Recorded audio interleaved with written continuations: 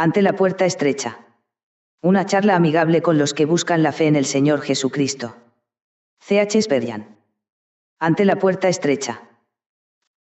Entrad por la puerta estrecha, Mateo 7:13. Índice. Prefacio. 1. El despertar. 2. Solo Jesús. 3. Una fe personal en Jesús. 4. La fe es muy sencilla. 5. Miedo a creer. 6. Problemas en el camino de la fe. 7. Un repaso provechoso. 8. Un verdadero estorbo. 9. Preguntas.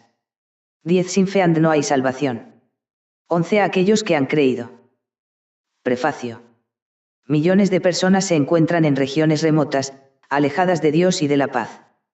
Por tales personas oramos, y también les hacemos advertencias.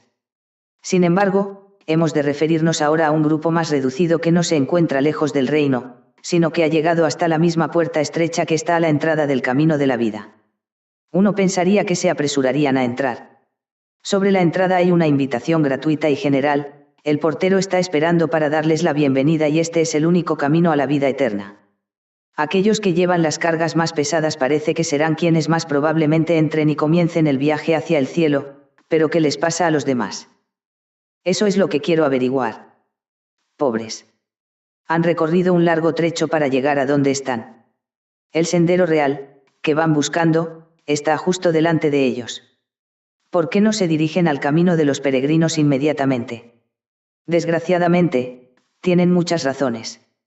A pesar de lo necias que son dichas razones, hace falta un hombre muy sabio para responder a todas ellas. Yo no puedo pretender hacerlo. Solo el Señor mismo puede quitar la insensatez que está amarrada a sus corazones, y llevarles a dar el gran paso decisivo. Pero el Señor utiliza medios para efectuar su obra. He preparado este librito con la ferviente esperanza de que Él lo utilice con el bendito fin de conducir a quienes le buscan a una inmediata y sencilla confianza en el Señor Jesús. Quien no da el paso de la fe, y entra así al camino que lleva al cielo, perecerá. Será horrible morir justo delante de la puerta de la vida. Casi salvado, pero perdido por completo. Es la más terrible de las situaciones. Un hombre justo al lado del arca de Noé se ahogaría. Un homicida muy cerca del muro de la ciudad de refugio, pero fuera de ella, moriría. El hombre que está a 1 metro de distancia de Cristo, pero no ha confiado en Él, estará igualmente perdido. Por tanto, deseo fervientemente hacer que mis indecisos amigos crucen el umbral. Entrad. Entrad, es mi insistente súplica. ¿Por qué estás fuera? Génesis 24:31, es mi solemne pregunta.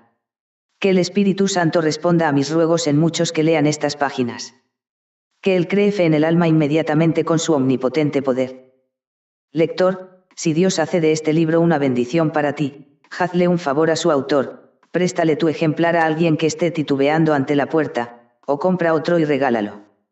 Mi gran deseo es que este pequeño volumen sea de ayuda a muchos miles de almas. Este libro se encomienda a Dios, pues sin su gracia, de nada servirá lo que en él está escrito. C.H. Spurgeon. Capítulo 1. El despertar. Hay multitudes de personas a quienes no les preocupa la eternidad. Les importan más sus perros y sus gatos que sus propias almas. Es una gran bondad que se nos haga pensar en nosotros mismos, y en nuestra situación con respecto a Dios y al mundo eterno. Esta es, a menudo, una señal de que la salvación viene hacia nosotros. Por naturaleza, no nos gusta la ansiedad que nos produce la inquietud espiritual, e intentamos, como haraganes, volver a dormirnos. Esto es una gran insensatez. Pues el riesgo lo corremos nosotros, si vacilamos, con la muerte tan cercana y el juicio tan seguro. Si el Señor nos ha escogido para vida eterna, no nos dejará volver a nuestro sueño. Si somos sensatos, pediremos en oración que nuestra ansiedad por nuestras almas no desaparezca hasta que seamos salvos con certeza. Digamos, de corazón. Aquel que sufrió en mi lugar. Tendrá que ser mi doctor. Consuelo para mí no habrá. Hasta que Jesús sea mi consolador. Sería espantoso bajar al infierno en mitad de un sueño, y allí abrir los ojos ante un abismo entre el cielo y nosotros. Será igual de terrible que se nos haga ver que debemos huir de la ira venidera, y luego nos sacudamos de encima la influencia de la advertencia y regresemos a nuestra insensibilidad. He hallado que a aquellos que pasan por alto sus convicciones y continúan en sus pecados, no se les despabila tan fácilmente la próxima vez. Cada despertar que es desechado deja al alma más somnolienta que antes, y menos sensible a la estimulación de los sentimientos espirituales. Así pues, nuestro corazón debería temblar ante el mero pensamiento de deshacerse de su angustia de una forma que no sea la correcta. Una persona que tenía gota fue curada de esta por la medicina de un curandero, que desvió los efectos de la enfermedad hacia adentro y produjo la muerte del paciente. Ser curado de ansiedad mental por una falsa esperanza sería una cosa terrible. El remedio sería peor que la enfermedad. Mucho mejor sería que nuestra sensibilidad de conciencia nos causara largos años de angustia que perderla y perecer en la dureza de nuestros corazones. Sin embargo, el despertar no es algo en lo que quedarse, ni que se debe desear que se prolongue durante meses. Si me despierto sobresaltado y veo que mi casa está en llamas, no me sentaré en el borde de la cama y me diré a mí mismo, espero estar despierto de verdad. De hecho, estoy profundamente agradecido por no habérseme dejado seguir durmiendo. No, querré escapar de esa amenaza de muerte, así que me precipitaré a la puerta o a la ventana, para poder escapar y no perecer en el sitio donde me encuentro. Sería una bendición discutible ser despertados y, sin embargo, no escapar del peligro. Recuerda, el despertar no es la salvación. Un hombre puede saber que está perdido y, sin embargo, nunca ser salvo. Se le puede hacer recapacitar, y aún así puede que muera en sus pecados.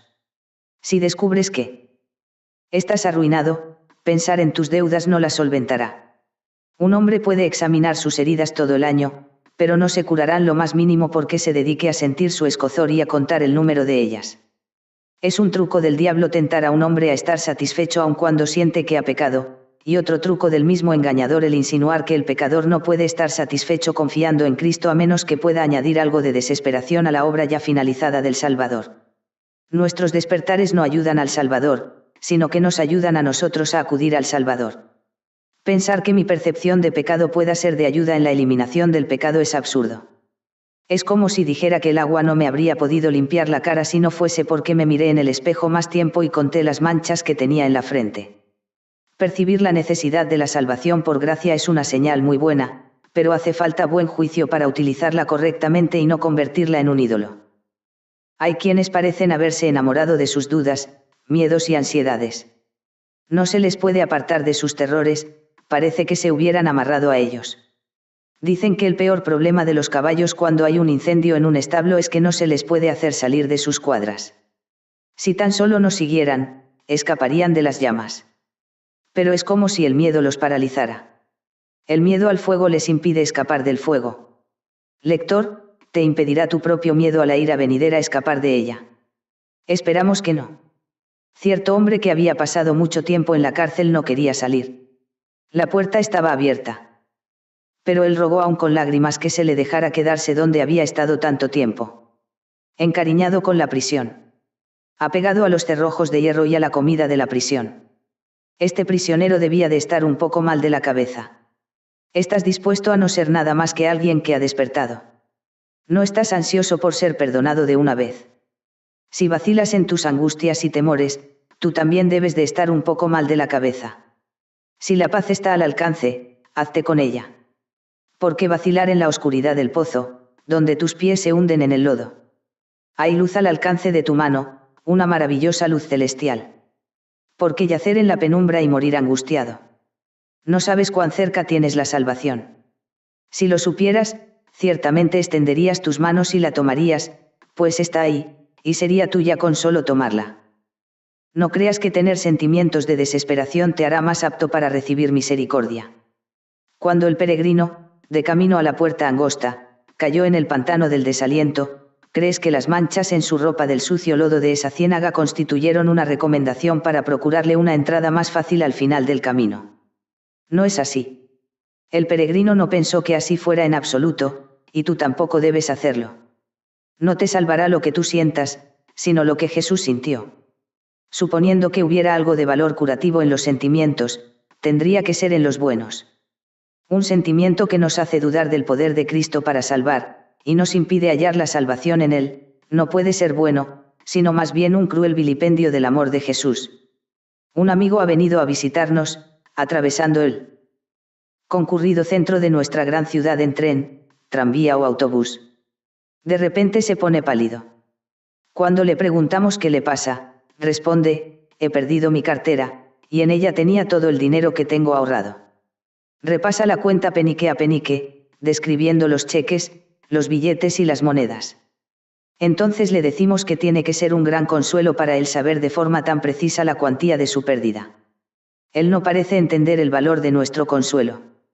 Le aseguramos que debería estar agradecido por tener una percepción tan clara de su pérdida, pues muchas personas podrían haber perdido sus carteras y no ser capaces en absoluto de calcular sus pérdidas. A nuestro amigo, no obstante, esto no le anima lo más mínimo. No, dice, conocer mi pérdida no me ayuda a recuperarla. Dime dónde puedo encontrar mi dinero, y de ese modo me serás de verdadera ayuda. Pero solamente conocer mi pérdida no es ningún consuelo. De igual forma, creer haber pecado y que el alma está en manos de la justicia de Dios es algo muy oportuno, pero no será de salvación. La salvación no es por conocer nuestra ruina, sino por apropiarnos enteramente de la liberación provista en Cristo Jesús.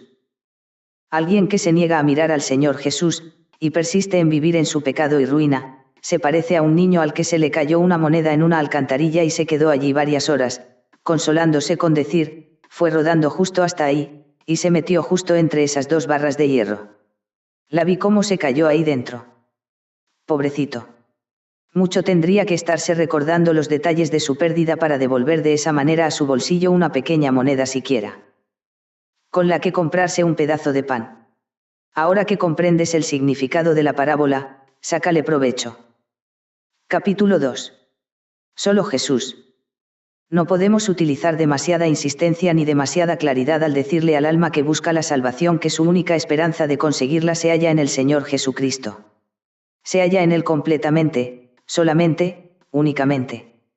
Para salvar tanto de la culpa como del poder del pecado, solo Jesús tiene el poder necesario. Se llamó su nombre Jesús porque Él salvará a su pueblo de sus pecados, Mateo 1:21. El Hijo del Hombre tiene potestad en la tierra para perdonar pecados, Marcos 2:10. Él es exaltado, para dar, arrepentimiento y perdón de pecados, Hechos 5:31. Agradó a Dios desde antaño concebir un método de salvación que se fundase totalmente en su Hijo unigénito. Para efectuar dicha salvación, el Señor Jesús se hizo hombre, y estando en la condición de hombre, se humilló a sí mismo, haciéndose obediente hasta la muerte, y muerte de cruz, Filipenses 2:8. Si otra forma de liberación hubiera sido posible, la copa de amargura habría pasado de él. Es evidente que el amado del cielo no habría muerto para salvarnos si hubiéramos podido ser rescatados por un precio menor. Una gracia infinita proveyó el gran sacrificio. Un amor infinito entregado a la muerte por nosotros. ¿Cómo podemos siquiera imaginar que pueda haber otro camino que el que Dios ha provisto a semejante precio, y que se nos presenta en la Sagrada Escritura con tanta sencillez y apremio? Sin duda, es cierto que en ningún otro hay salvación, porque no hay otro nombre bajo el cielo, dado a los hombres, en que podamos ser salvos, Hechos 4:12. Suponer que el Señor Jesús solo ha salvado a medias a los hombres, y que hace falta alguna obra o sentimiento por parte de estos para completar la obra de aquel, es perverso. ¿Qué tenemos nosotros que pudiera añadirse a su sangre y su justicia? Todas nuestras justicias son, como trapo de inmundicia, Isaías 64:6. ¿Podrían acaso coserse como remiendos en la carísima tela de su justicia divina? Trapos inmundos junto al lino blanco y fino. Nuestra escoria con su oro puro. Es un insulto al Salvador aún pensar semejante cosa. Ya hemos pecado suficiente como para añadir esto a todas nuestras demás ofensas. Aunque tuviéramos algo de justicia en la que gloriarnos, si nuestras hojas de higuera fuesen más grandes de lo habitual y no tan totalmente marchitas, sería sabio ponerlas a un lado y aceptar esa justicia que ha de ser mucho más agradable a los ojos de Dios que cualquier otra cosa nuestra. El Señor debe ver más cosas aceptables en su Hijo que en el mejor de nosotros. El mejor de nosotros. Estas palabras parecen satíricas, aunque no era mi intención que lo fueran. ¿Qué hay, en ninguno de nosotros, que sea bueno? No hay quien haga lo bueno, no hay ni siquiera uno, Romanos 3:12. Yo, que escribo estas líneas, abiertamente confieso que no hay en mí ni un hilo de bondad. No podría hacer un trapo, ni un pedazo de trapo. Soy completamente indigente. Pero si tuviera el traje de buenas obras más hermoso que el orgullo pueda imaginar, lo rompería para no vestirme sino de las ropas de la salvación, que da gratuitamente el Señor Jesús, sacadas del celestial armario de sus méritos. Es para mayor gloria de nuestro Señor Jesucristo que esperemos toda cosa buena solamente de Él. Haciendo esto le tratamos como Él merece que se le trate. Por cuanto Él es Dios, y no hay otro sino Él, hemos de mirar a Él y ser salvos.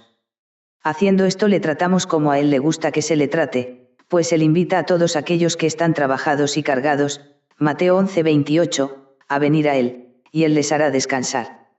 Pensar que no puede salvar perpetuamente a tales personas, Hebreos 7:25, es marcar límites al Santo de Israel y calumniar su poder, o bien difamar el amoroso corazón del amigo de los pecadores y producir dudas acerca de su amor.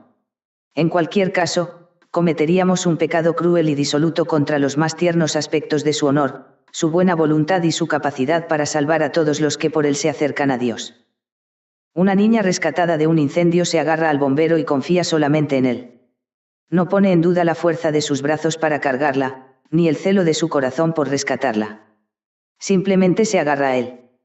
El calor es terrible, el humo ciega sus ojos, pero ella se agarra, y su rescatador la lleva rápidamente a un lugar seguro. Con esa misma confianza infantil, aférrate a Jesús, quien puede sacarte, y te sacará, del peligro de las llamas del pecado. La naturaleza del Señor Jesús debería inspirarnos la mayor confianza. Al ser Dios, es omnipotente para salvar. Al ser hombre, su capacidad está llena de toda plenitud para bendecir. Al ser Dios y hombre en una majestuosa persona, une al hombre en su condición de criatura con Dios en su santidad.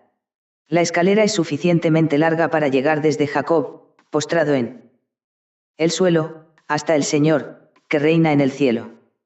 Traer nosotros otra escalera significaría creer que Él no pudo cubrir la distancia, lo cual sería deshonrarle gravemente. Si añadir a sus palabras trae una maldición sobre nosotros, ¿qué pasará si pretendemos añadirle algo a Él? Recuerda que Él es el camino. Suponer que debemos, de alguna manera, añadir algo al camino divino es ser tan arrogantes como para pensar añadirle a Él. Librémonos de tal pensamiento. Desprécialo como desprecias la blasfemia, pues en esencia es la peor de las blasfemias contra el Señor de amor. Venir a Jesús con un pago en nuestra mano sería un orgullo insoportable, aun si tuviéramos un pago que pudiésemos traer. ¿Qué necesita Él de nosotros? ¿Qué podríamos traerle si es que necesitara algo? Vendería Él las inestimables bendiciones de su redención. Lo que Él logró con la sangre de su propio corazón, lo cambiaría por nuestras lágrimas y votos, o por nuestra observancia de ceremonias religiosas, o nuestros sentimientos u obras. Él no se rebaja a hacer de sí mismo un mercado. Él da generosamente, como corresponde al amor de un rey. La persona que le ofrezca un pago no sabe con quién está tratando, ni cuán gravemente estará afligiendo a su generoso espíritu. Los pecadores con las manos vacías recibirán lo que quieran. Todo lo que pueden necesitar se encuentra en Jesús, y Él lo da solo con que se lo pidan. Pero debemos creer que Él es todo en todos, y no atrevernos a murmurar siquiera una palabra acerca de completar lo que Él ya ha terminado, o ganarnos lo que Él nos da como a pecadores indignos que somos. La razón por que podemos esperar el perdón de nuestro pecado y la vida eterna, por la fe en el Señor Jesús, es que Dios así lo ha decretado. Él se ha comprometido en el Evangelio a salvar a todos los que de corazón confíen en el Señor Jesús, y nunca se retractará de su promesa. Tiene tanta complacencia en su Hijo unigénito que le agrada todo aquel que se aferra a Cristo como su única esperanza. El gran Dios mismo ha sido a quien se ha asido de su Hijo. Él otorga la salvación a todos los que buscan esa salvación en el Redentor una vez crucificado por ellos. Por el honor de su Hijo, no permitirá que el hombre que confía en Él sea avergonzado. El que cree en el Hijo tiene vida eterna, Juan 3:36. El Dios de vida eterna ha tomado a esa persona para sí, y le ha concedido que tenga parte en su vida. Querido lector, si solo Jesús es tu confianza, no tienes que inquietarte sobre si la tuya es una salvación efectiva, ni ahora ni en el día de su venida. Cuando un hombre deposita así su confianza, hay un punto de unión entre él y Dios, y esa unión es su garantía de bendición. La fe nos salva porque nos hace aferrarnos a Cristo. Jesús es uno con Dios, y así nos trae a una unión con Dios. Me contaron que hace unos años se volcó una barca cerca de las cataratas del Niágara, y sus dos ocupantes iban corriente abajo. Unos que había en la orilla les arrojaron una cuerda, y ambos hombres lograron aferrarse a ella. Uno de ellos se agarró a la cuerda con fuerza y fue puesto a salvo al ser arrastrado hasta la orilla. Pero el otro, viendo un gran tronco que venía flotando, la soltó imprudentemente y se agarró al enorme leño, pues era la cosa más grande de las dos y aparentemente mejor como cosa a la que agarrarse. Desgraciadamente, el tronco, con el hombre sobre él, se precipitó por el gran abismo, al no haber ninguna unión entre el tronco y la orilla. El tamaño del leño no le fue de ningún provecho al que se agarró a él. Habría necesitado algún punto de contacto con la orilla para haber estado a salvo. Así, cuando un hombre confía en sus obras, sus oraciones, limosnas, sacramentos o algo parecido, no será salvo, por no haber ningún contacto entre él y Dios por medio de Cristo Jesús. Pero la fe, aunque pueda parecer ser una cuerda muy fina, está sujeta por la mano del gran Dios en la orilla. Un poder infinito tira de este cabo conector y libra así al hombre de la destrucción. Oh, la bendición de la fe, que nos une a Dios por el Salvador que Él ha escogido, el cual es Jesucristo. Oh lector, ¿acaso no hay sentido común en este asunto? Piensa en ello, y ojalá haya pronto un cabo de unión entre tú y Dios, por medio de tu fe en Cristo Jesús. Capítulo 3. Una fe personal en Jesús. Existe entre los hombres una lamentable tendencia a dejar a Cristo mismo fuera del Evangelio. Es como si dejaran fuera la harina al hacer pan. Los hombres oyen el plan de la salvación explicado, y admiten que es bíblico y que les es necesario en todos los sentidos. Pero olvidan que un plan no sirve de nada a menos que se lleve a cabo, y que en la cuestión de la salvación, su fe personal en el Señor Jesús es esencial. Una carretera que va a cierta ciudad no me llevará hasta allá, tengo que viajar por ella yo mismo. Ninguna sana doctrina que jamás se haya creído salvará a ningún hombre a menos que éste ponga su confianza en el Señor Jesús por sí mismo. L.S.R. MacDonald les preguntó a los habitantes de la isla de Santa Kilda cómo se puede ser salvo. Un anciano respondió: se es salvo cuando uno se arrepiente, deja sus pecados y se vuelve a Dios.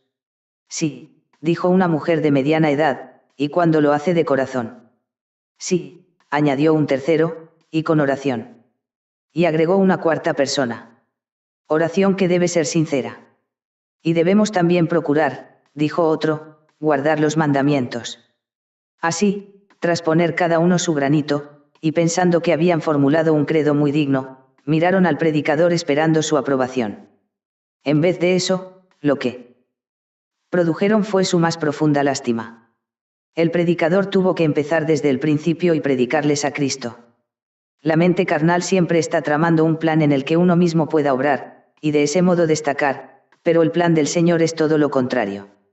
El Señor Jesús lo expresa muy concisamente en Marcos 16:16, el que creyere y fuere bautizado, será salvo. Creer y ser bautizado no son cosas de mérito en las que gloriarse. Son tan simples que la jactancia queda excluida, y la pura gracia recibe el honor. Este plan de salvación fue el que se escogió para que se viera claramente que esta es solamente por gracia. Tal vez tú, lector, no seas salvo. ¿Por qué motivo? ¿Crees que el plan de la salvación, expuesto en el versículo que hemos citado, es dudoso? ¿Temes que no serías salvo si lo obedecieras? ¿Cómo iba a ser así, habiendo dado Dios su palabra acerca de su certeza? ¿Cómo puede fallar nada de lo que Dios ha prescrito y sobre lo cual ha hecho una promesa? ¿Crees que es demasiado fácil? ¿Por qué, pues, no le prestas atención? Su sencillez deja sin excusa a quienes no le hacen caso. Si habrías hecho algo grande, no cometas la insensatez de ignorar lo pequeño. Creer es confiar, o apoyarse en Cristo Jesús, en otras palabras, abandonar la confianza en uno mismo y confiar en el Señor Jesús. Bautizarse es someterse al decreto que nuestro Señor cumplió en el Jordán, al que se sometieron los que se convirtieron el día de Pentecostés, al que obedeció el carcelero la misma noche de su conversión. La confesión exterior siempre debería acompañar a la fe interior. La señal externa nos salva, pero nos identifica con la muerte, sepultura y resurrección. Junto con Jesús. Al igual que la cena del Señor, no debe descuidarse. La cuestión fundamental es que creas en Jesús y confieses tu fe. ¿Crees en Jesús? Entonces, amigo mío, olvida tus temores. Serás salvo. ¿Aún no crees? En ese caso recuerda, solo hay una puerta, y si no entras por ella perecerás en tus pecados. La puerta está ahí, pero a menos que entres por ella, ¿de qué te servirá? Es necesario que obedezcas la orden del Evangelio. Nada podrá salvarte si no escuchas la voz de Jesús y cumples su mandato en hecho y en verdad. Pensar y hacer resoluciones no satisfará la necesidad. Debes enfrentarte a la realidad, pues solo creyendo de hecho, vivirás verdaderamente para con Dios. Un amigo mío deseaba vivamente ser el medio para la conversión de cierto muchacho. Alguien le dijo, puedes acercarte y hablarle, pero no le harás avanzar ni un paso, pues conoce perfectamente el plan de la salvación. Era absolutamente cierto. Así que, cuando nuestro amigo empezó a hablar con el joven, recibió por respuesta, te lo agradezco mucho, pero no creo que me puedas contar gran cosa, pues hace mucho que conozco y admiro el plan de la salvación por el sacrificio sustitutivo de Cristo. Desgraciadamente, el muchacho confiaba en el plan, pero no había creído en la persona. El plan de la salvación es sumamente bendito, pero no nos servirá de nada a menos que creamos de forma personal en el Señor Jesucristo. ¿Qué consuelo será para ti el plano de una casa si no entras en la casa misma? ¿De qué te sirve un patrón de una prenda de vestir si no tienes una mísera tela con la que cubrirte? Nunca te han contado lo del jefe árabe en el Cairo. Que al estar muy enfermo fue a ver al misionero. El misionero le dijo que le podía dar una receta, y así lo hizo. Una semana más tarde, encontró al árabe igual de mal. ¿Se tomó lo que le receté? Le preguntó. Sí, me comí el papel entero. El árabe pensó que se curaría devorando el escrito del médico, que es lo que yo llamaría el plan de la medicina. Tendría que haber ido a que le preparasen lo recetado. Entonces le habría hecho bien, si se lo hubiera tomado. Pero tragarse la receta no podía serle de ningún provecho. Lo mismo sucede con la salvación, no es el plan de la salvación lo que salva, sino la realización de ese plan hecha por el Señor Jesús en su muerte por nosotros, y nuestra aceptación de la misma. Bajo la ley judía, un hombre traía un buey y ponía sus manos sobre él antes de sacrificarlo, no era ningún sueño, ni teoría, ni plan. En la víctima animal para el sacrificio, tenía algo sustancial, que podía manejar y tocar. De igual modo, nosotros nos apoyamos en la real y verdadera obra de Jesús, lo más sustancial que se halla bajo el cielo. Nos acercamos al Señor Jesús por la fe, y decimos, Dios ha provisto una expiación así, y yo la acepto. Creo en el hecho logrado en la cruz. Creo que Cristo quitó el pecado, y confío en él. Para ser salvo, debes ir más allá de la aceptación de planes y doctrinas, y pasar a confiar en la persona divina y en la obra finalizada del Señor Jesucristo. Querido lector, ¿quieres tener a Cristo ahora? Jesús invita a todos aquellos que están trabajados y cargados a venir a Él, y Él les hará descansar. No les promete esto a quienes meramente piensan en Él.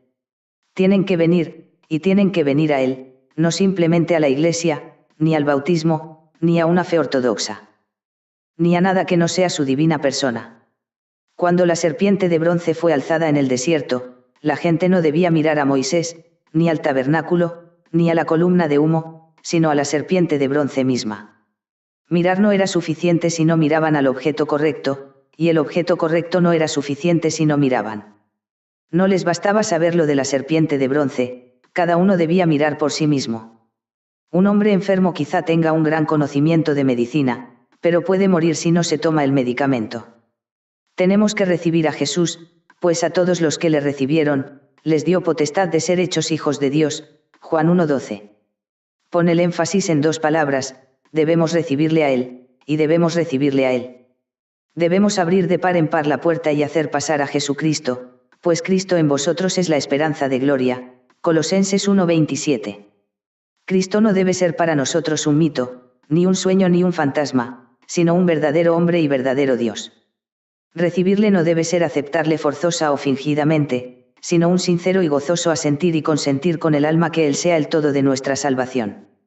Desperdiciaremos la oportunidad de acudir a Él inmediatamente y hacerle nuestro único amparo.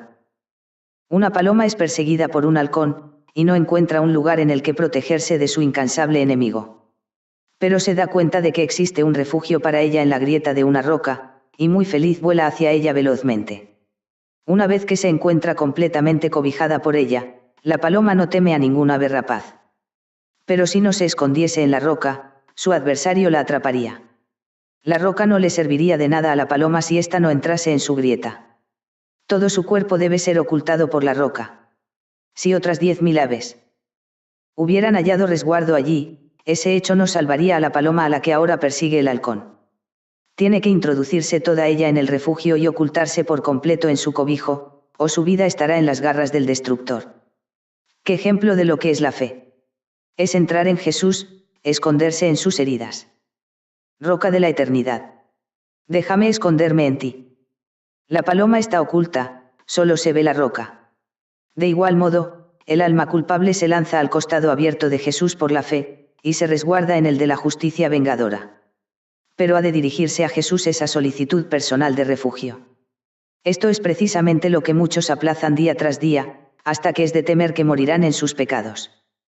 ¡Qué mensaje tan terrible! Es lo que nuestro Señor les dijo a los judíos que no creían en Él. Ahora nos dice lo mismo a nosotros: si no creéis que yo soy, en vuestros pecados moriréis. Juan 8:24.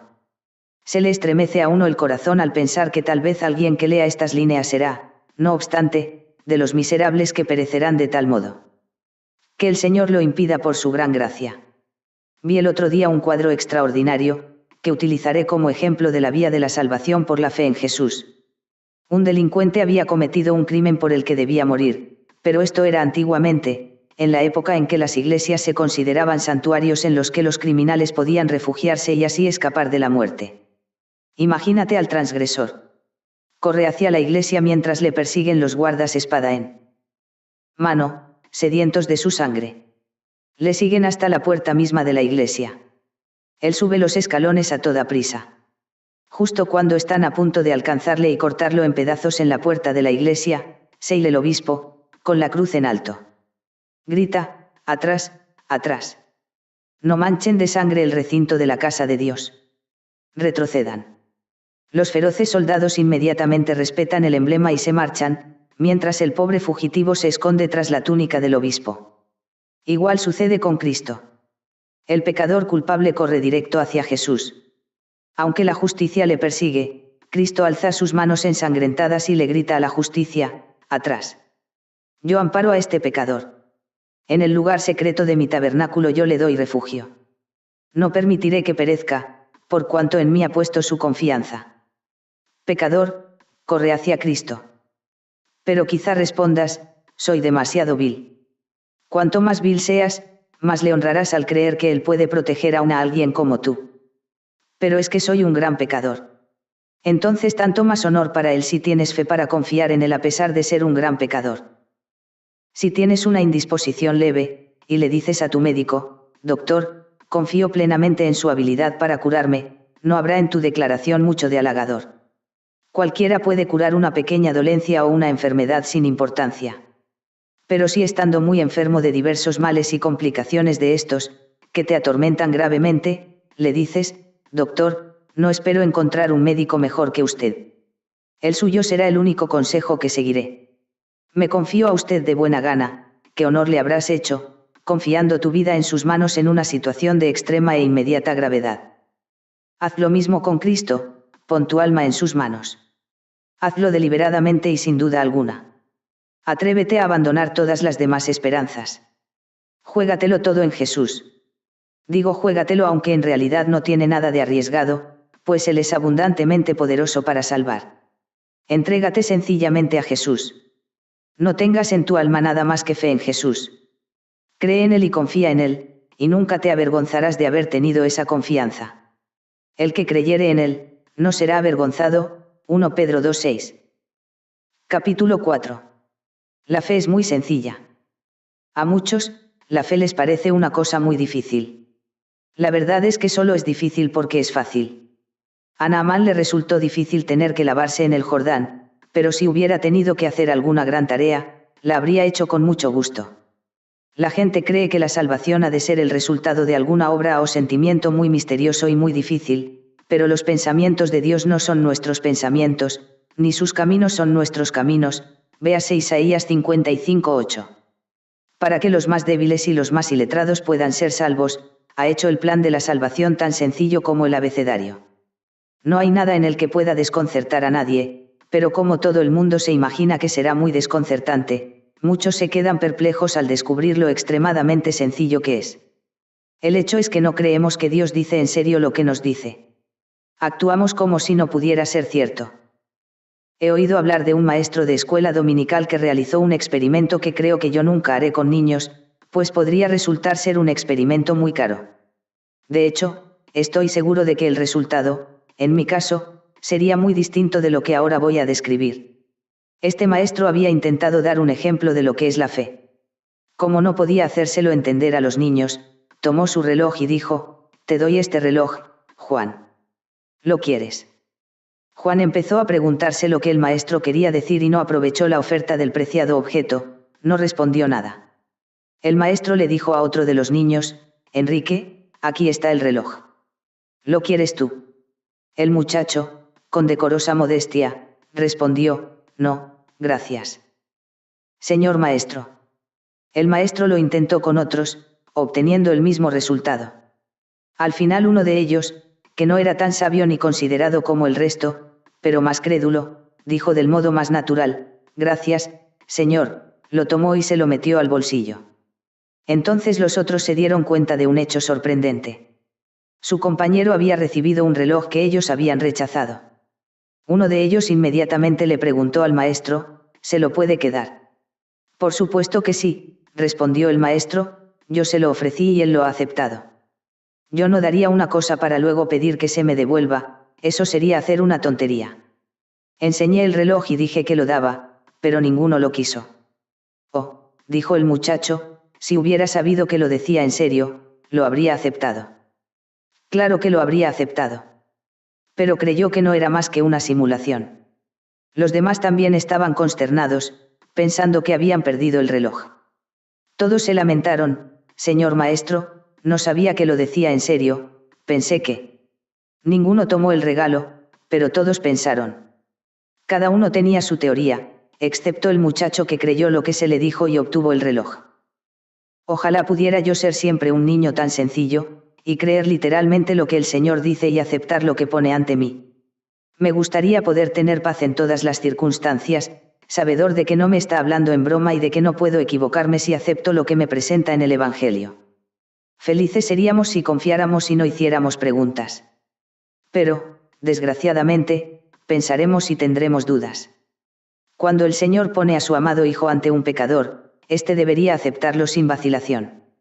Si lo acepta, será suyo, y nadie se lo podrá quitar. Extiende tu mano, hombre, y tómalo.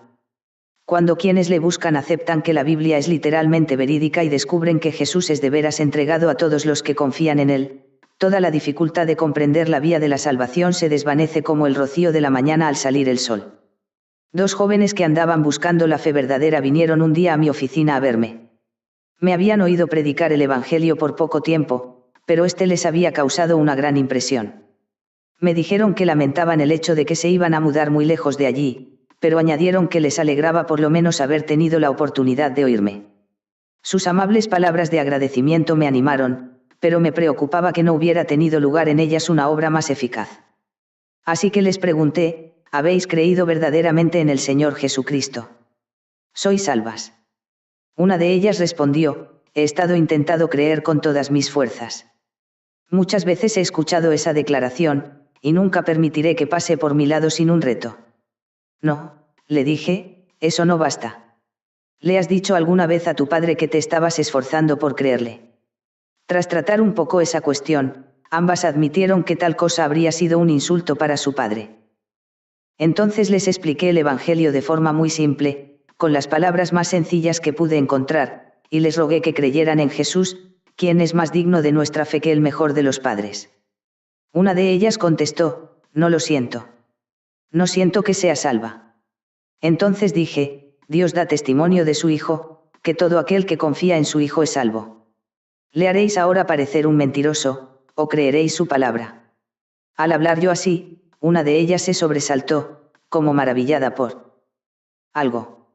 Nos sorprendió a todos al empezar a gritar: oh, ahora lo entiendo todo, Sr. Spurgeon.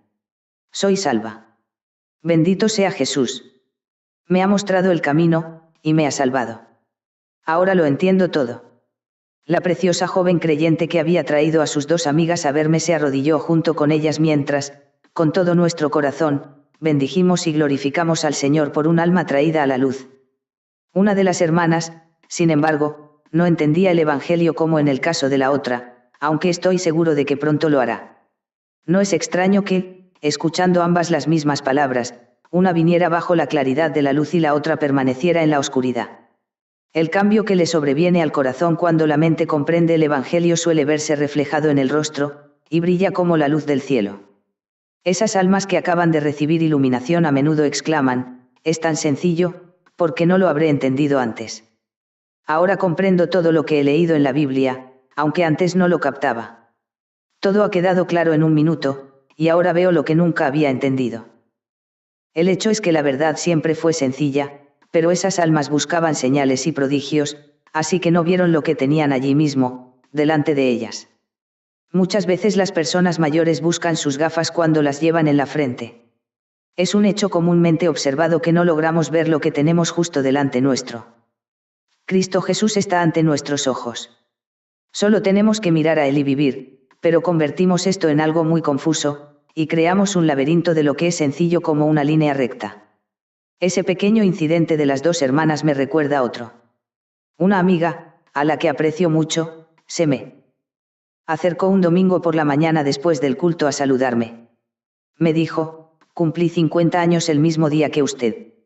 En eso somos iguales, Sr. Spurgeon, pero soy todo lo contrario de usted en cosas mejores. Le respondí, entonces usted tiene que ser una mujer muy buena, pues en muchas cosas a mí también me gustaría poder ser lo contrario de lo que soy. No, dijo, no quería decir eso. Mi situación no es en absoluto buena. ¿Cómo? Exclamé. No cree en el Señor Jesús. Bueno, dijo ella con gran emoción, intentaré hacerlo. Tomé su mano y le dije, mi querida amiga, no irá ahora a decirme que intentará creer a mi Señor Jesús. No puedo aceptarle hablar así. Es señal de una total incredulidad. ¿Qué ha hecho él para que hable usted de él de ese modo? ¿Me diría acaso que intentaría creerme a mí? Sé que nunca me trataría de forma tan grosera. Usted me considera un hombre honrado y, por tanto, me cree inmediatamente. No puede ser que vaya a hacer menos por mi Señor Jesús. Entonces ella, entre lágrimas, exclamó, oh, Sr. Spurgeon, ore por mí. A lo cual respondí, no me parece que pueda hacer nada parecido. ¿Qué puedo pedirle al Señor Jesús que haga por alguien que no quiere confiar en Él? No encuentro nada por lo que orar. Si usted cree en Él, será salva. Si no cree en Él, no puedo pedirle que invente un nuevo método con el que complacer su incredulidad. Entonces volvió a decir, procuraré creer. Pero yo le dije muy seriamente que no admitiría aquello de intentarlo, pues el mensaje del Señor no mencionaba el intentarlo, sino que decía, cree en el Señor Jesucristo, y serás salvo, Hechos 16:31. Le recalqué la gran verdad de que el que cree en el Hijo tiene vida eterna, Juan 3:36, y su terrible antítesis, el que no cree, ya ha sido condenado, porque no ha creído en el nombre del unigénito Hijo de Dios, Juan 3:18. Le rogué que tuviera una fe completa en el Señor que fue una vez crucificado pero que ahora ha ascendido, y en aquel momento y lugar el Espíritu Santo la capacitó para creer. Muy tiernamente dijo, oh, Sr. Spurgeon, he estado pendiente de mis sentimientos, y ese ha sido mi error. Ahora confío mi alma a Jesús, y soy salva. Halló paz inmediata al creer. No puede ser de otra forma. Agradó a Dios hacer de las necesidades de la vida cuestiones muy sencillas. Necesitamos comer, y aún un ciego sabe encontrar su boca. Necesitamos beber, y hasta el bebé más pequeño sabe cómo hacerlo sin serle enseñado. Tenemos una fuente en los jardines del orfanato de Stackwell, y cuando se hila el agua en el calor del verano, los muchachos se dirigen a ella de manera natural. No tenemos clases de cómo usar la fuente. Muchos niños pobres han venido al orfanato, y ninguno de ellos tan ignorante que no supiera cómo beber. Ahora bien, la fe es, en cuanto a lo espiritual, lo que el comer y el beber son en cuanto a lo temporal. Con la boca de la fe tomamos las bendiciones de la gracia en nuestra naturaleza espiritual, haciéndolas nuestras. Me dirijo a ti que querrías creer, pero piensas que no puedes. ¿No ves que, al igual que uno puede beber y comer sin tener fuerzas, y obtiene estas al comer, así también podemos recibir a Jesús sin esfuerzo. Y lo que es más, al aceptarlo recibimos fuerza para todo esfuerzo que tal vez se nos pida que hagamos en el futuro. El asunto de la fe es tan sencillo que, siempre que intento explicarlo, temo empañar su simplicidad. Cuando Thomas Scott publicó sus notas para El progreso del peregrino, le preguntó a una mujer de su congregación si había entendido el libro. Sí, señor, dijo ella, entiendo a Bunyan perfectamente bien, y confío en que un día, por gracia, pueda entender sus explicaciones. Me moriría de vergüenza si un lector de mi libro supiera lo que es la fe, sin embargo, se quedara confuso tras mi explicación. Intentaré, no obstante, explicarlo, y oraré para que el Señor lo haga claro. Me contaron que en cierto camino en una montaña hubo una disputa sobre el derecho de paso. El dueño del terreno deseaba conservar su preeminencia, pero al mismo tiempo no quería importunar a los viandantes. Así pues, dispuso unas medidas que dieron lugar al siguiente incidente. Al ver un turista a una joven lugareña junto a la puerta, se acercó a ella y le ofreció una moneda para que le permitiera pasar. No, dijo la muchacha, no puedo aceptar nada de usted, pero si me dice, por favor, déjame pasar, podrá entrar y será bienvenido. Había que pedir permiso, pero se obtenía solo con pedirlo. Del mismo modo, la vida eterna es gratuita. Puede obtenerse, sí, se obtiene de forma inmediata, confiando en la palabra de aquel que no puede mentir. Confía en Cristo y, por medio de esa confianza, harás tuya la salvación y la vida eterna. No filosofees. No te sientes a atormentar tu pobre cerebro. Sencillamente cree a Jesús igual que creerías a tu Padre. Confíate a Él igual que confías tu dinero al banco, o tu salud al médico. La fe no te parecerá difícil por mucho tiempo, ni hay razón para que así fuera, pues es una cosa simple. La fe es confiar totalmente en la persona, obra, mérito y poder del Hijo de Dios. Algunos piensan que esta confianza es una idea romántica, pero en realidad es la cosa más sencilla que existe.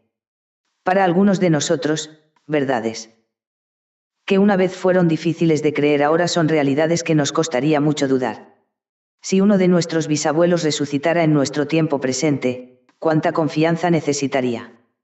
Mañana por la mañana diría, ¿dónde están la piedra y el raspador? Quiero fuego.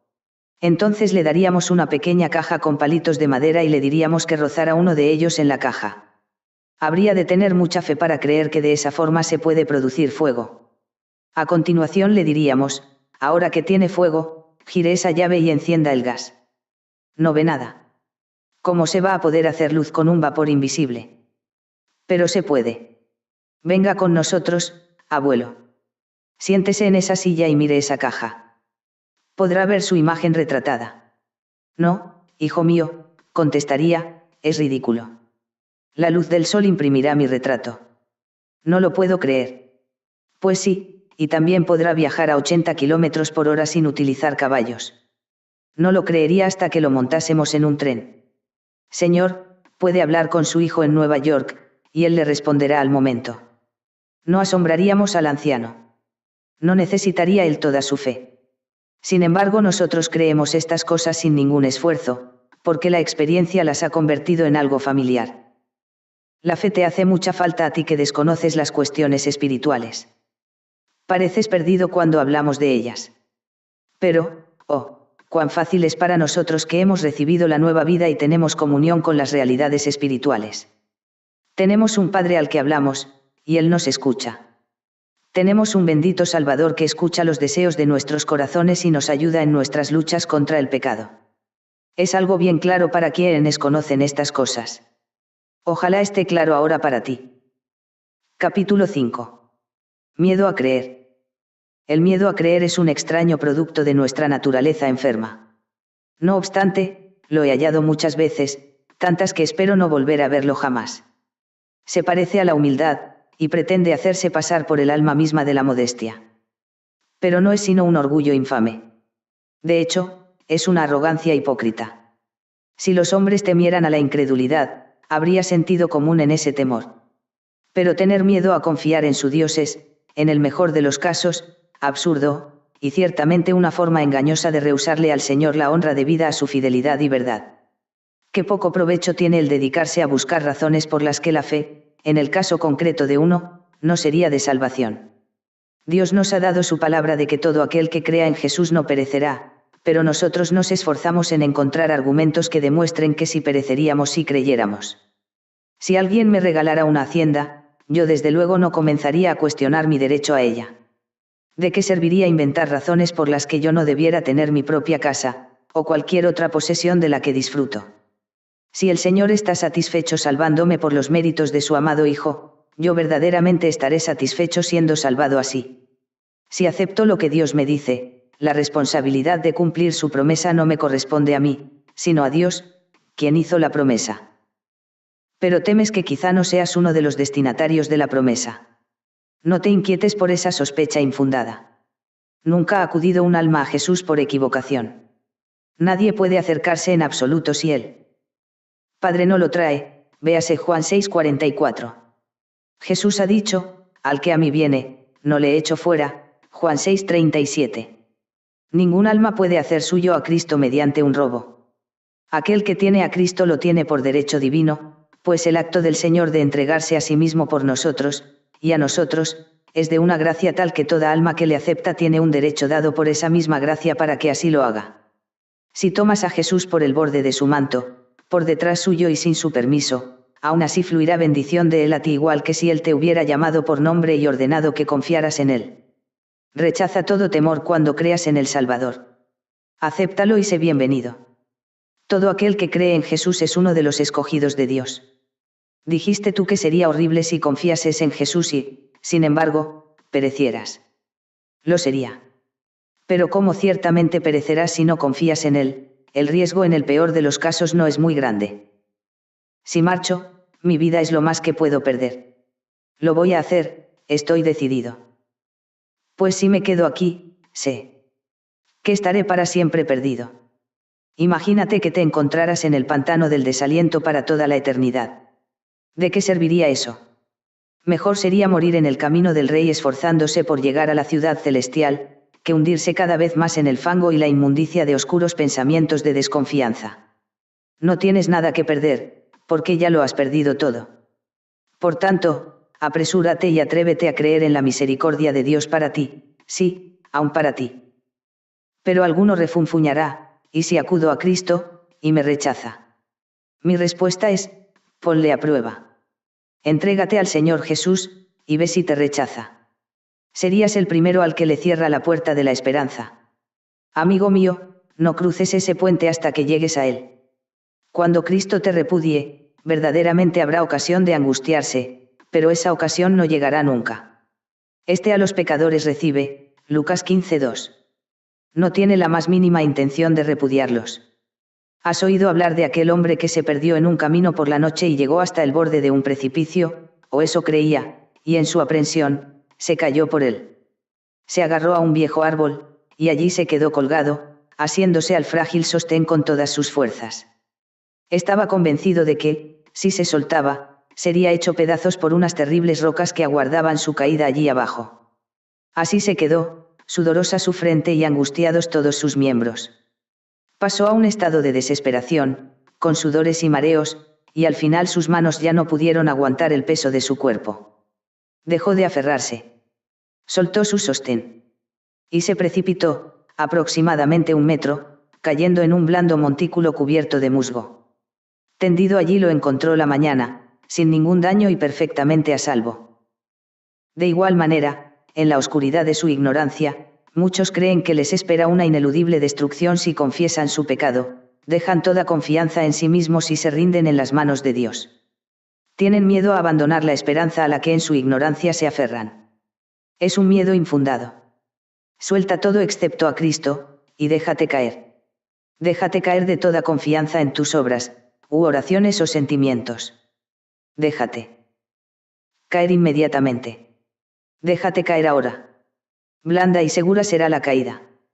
Jesucristo, en su amor, en la eficacia de su sangre preciosa, en su perfecta justicia, te dará descanso y paz inmediatos.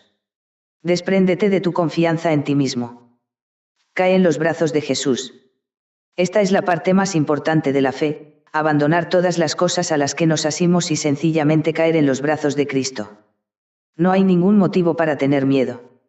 La ignorancia es lo único que te causa ese temor a lo que en realidad será tu seguridad eterna.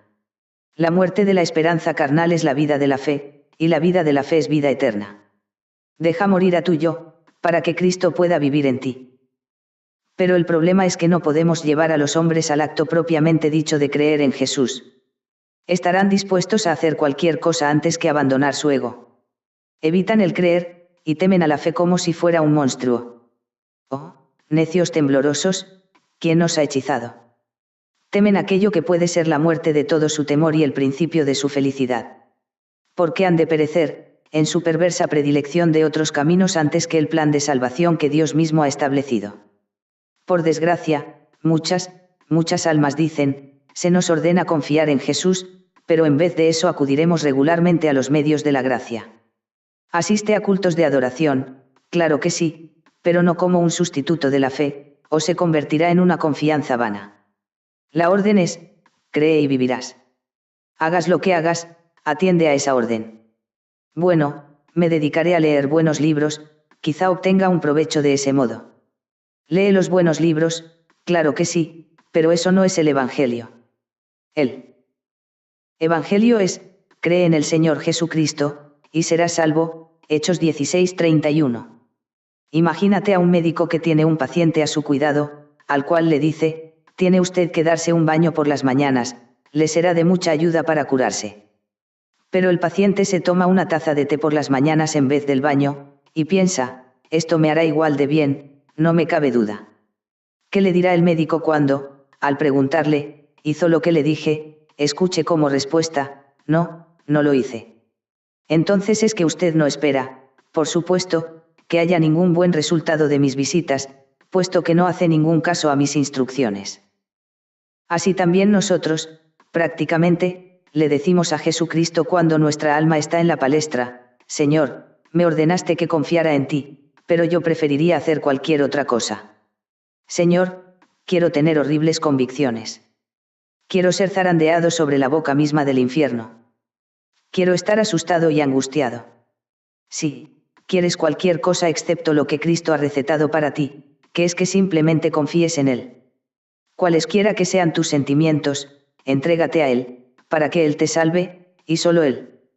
Pero no querrá decir que está usted en contra de la oración, y de leer buenos libros y demás, ¿verdad? No estoy en absoluto en contra de ninguna de esas cosas, igual que, si yo fuera el médico del que hablaba, no estaría en contra de la taza de té del paciente.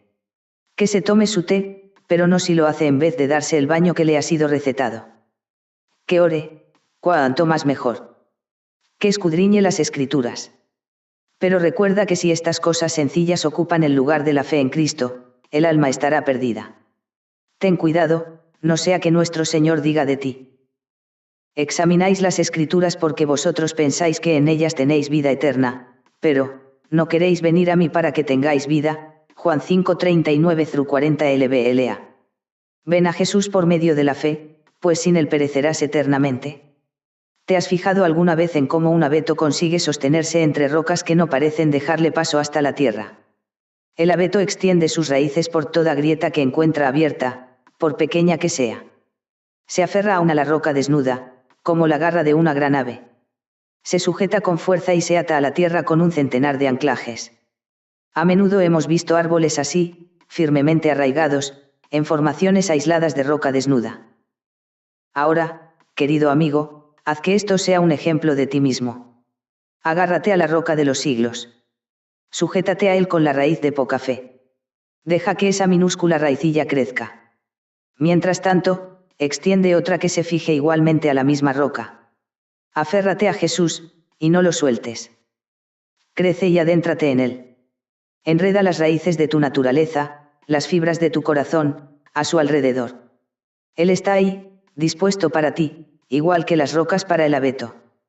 Anclate a él con la misma firmeza que el pino a la ladera de la montaña. Capítulo 6. Problemas en el camino de la fe. Es posible que el lector tenga problemas para creer. Considere, pues, esto. No podemos creer por una acción instantánea.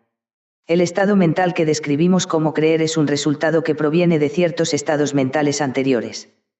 Llegamos a la fe en varias etapas. Quizás sea posible una fe a primera vista, pero normalmente se llega a la fe por etapas. Comenzamos a interesarnos, pensamos, escuchamos la evidencia, tenemos una convicción y entonces somos guiados a creer. Si yo, pues, quisiera creer, pero por un motivo u otro me doy cuenta de que no puedo alcanzar la fe, ¿qué debo hacer? Quedarme ensimismado como una vaca ante una puerta nueva, o utilizar, como un ser inteligente, los medios adecuados. Para creer un asunto cualquiera, ¿qué haré? Contestaré siguiendo las reglas del sentido común. Si alguien me dijera que el sultán de Zanzíbar es un hombre bueno, y sucediera que esta cuestión me interesara, no creo que tuviera ningún problema para creerlo. Pero si por algún motivo tuviera una duda al respecto, y no obstante quisiera creer lo que se me dijo, ¿qué debería hacer? No buscaría toda la información a mi alcance sobre dicho monarca, para intentar, estudiando los periódicos y otros documentos, descubrir la verdad.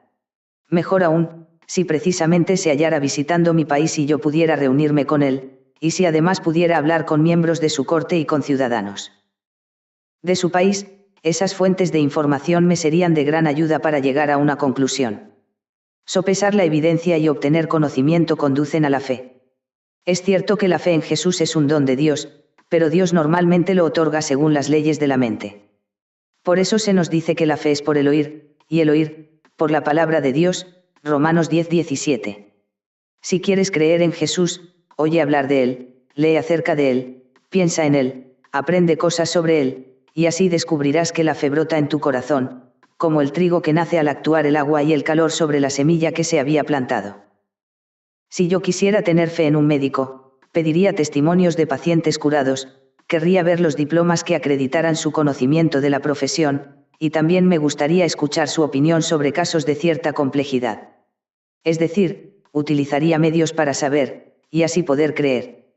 Presta tu oído a todo lo que se refiera a Jesús. Cientos de almas llegan a la fe en Jesús bajo un ministerio que le anuncia de forma clara y constante. Pocos son los que permanecen en su incredulidad al escuchar a un predicador cuyo tema principal es Cristo crucificado. No escuches a ningún otro tipo de predicador. ¿Qué los hay? Me han hablado de uno que encontró en la Biblia del púlpito un papel en el que ponía, Señor, quisiéramos ver a Jesús, Juan 12:21. Ve al lugar de adoración a ver a Jesús. Si ni siquiera oyes mencionar su nombre, márchate a otro lugar en el que piensen más en él, y en el que, por consiguiente, es más probable que él se halle presente. Pasa tiempo leyendo acerca del Señor Jesús. Los libros de la Escritura son los lirios entre los que él apacienta. La Biblia es la ventana por la que podemos asomarnos para ver a nuestro Señor. Repasa el relato de sus sufrimientos y muerte con devota atención. Muy pronto, el Señor hará que la fe entre secretamente en tu alma. La cruz de Cristo no solo recompensa la fe, sino que también engendra fe. Muchos creyentes pueden afirmar: cuando te veo, herido y afligido en la cruz maldita, agonizando, pronto encuentro que mi corazón está creyendo. ¿Qué es por mí por quien sufriste tanto? Si oír y leer no son suficientes, ponte seriamente a pensar en este asunto, replantéatelo, y resuélvelo. O bien cree, o bien conoce la razón por qué no crees. Examina el asunto utilizando al máximo tu capacidad, y ora a Dios pidiéndole que te ayude a hacer una investigación completa, y a tomar una decisión sincera, sea cual sea el resultado.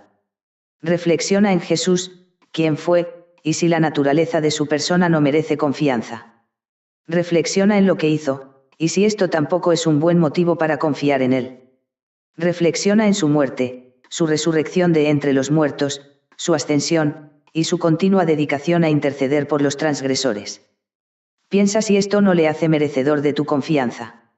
Entonces clama a él, y verás si no te escucha. Cuando User quiso saber si Rutherford era de veras el hombre piadoso que decían que era, fue a su casa haciéndose pasar por un vagabundo, obtuvo su hospitalidad, y oyó a aquel hombre de Dios derramando su corazón ante el Señor en oración por la noche. Si quieres conocer a Jesús, acércate a él lo más que puedas estudiando su persona y apelando a su amor. Hubo un tiempo en que habría necesitado pruebas para hacerme creer en el Señor Jesús, pero ahora lo conozco tan bien, habiéndole puesto a prueba, que haría falta una grandísima evidencia para hacerme dudar de él. Ahora me es más natural confiar que dudar. Es el triunfo de la nueva naturaleza. No sucedía lo mismo al principio. La novedad de la fe es, al principio, una fuente de debilidad, pero un acto de confianza tras otro hace de la fe un hábito. La experiencia aporta a la fe una poderosa confirmación. No ando perplejo por las dudas, porque la verdad que creo ha obrado un milagro en mí. A través de ella, he recibido, y aún poseo, una nueva vida, que antes me era desconocida. Esta es una confirmación de primera magnitud. Soy como aquel buen hombre que vivía con su mujer en un faro desde hacía muchos años. Un visitante que vino a ver el faro, mirando por la ventana sobre la inmensidad de las aguas, le preguntó a la buena mujer, ¿no tiene miedo por la noche, cuando hay tormenta y las olas suben hasta lo más alto del faro? ¿No teme que este y todo lo que hay en él se venga abajo? Estoy seguro de que a mí me daría mucho miedo confiar mi vida a una torre tan estrecha en mitad de tan grandes olas. La mujer comentó que ahora ya no se le ocurría pensar tal cosa. Llevaba viviendo allí tanto tiempo que se sentía tan segura en aquella roca solitaria como cuando estaba en tierra firme. Y su marido, cuando se le preguntó si no le preocupaba el viento huracanado, respondió, sí, me preocupa que los reflectores no estén bien dispuestos, y la llama encendida, no sea que alguna embarcación dé en un escollo. Y respecto a la preocupación por la seguridad del faro, o su propia seguridad en él, la había dejado atrás hacía mucho. Lo mismo sucede con el creyente maduro. Puede humildemente afirmar, estoy seguro que es poderoso para guardar mi depósito para aquel día, 2 Timoteo 1:12. De aquí en adelante, que nadie me cause molestias con dudas y preguntas. Traigo en mi alma las pruebas de la verdad y el poder del Espíritu, y no aceptaré ninguno de tus elocuentes razonamientos. El Evangelio, para mí, es la verdad. No me importará perecer si no lo es. Arriesgo el destino eterno de mi alma en la verdad del Evangelio, y sé que no hay en él riesgo alguno. Mi única preocupación es mantener la llama encendida, para poder así beneficiar a otros.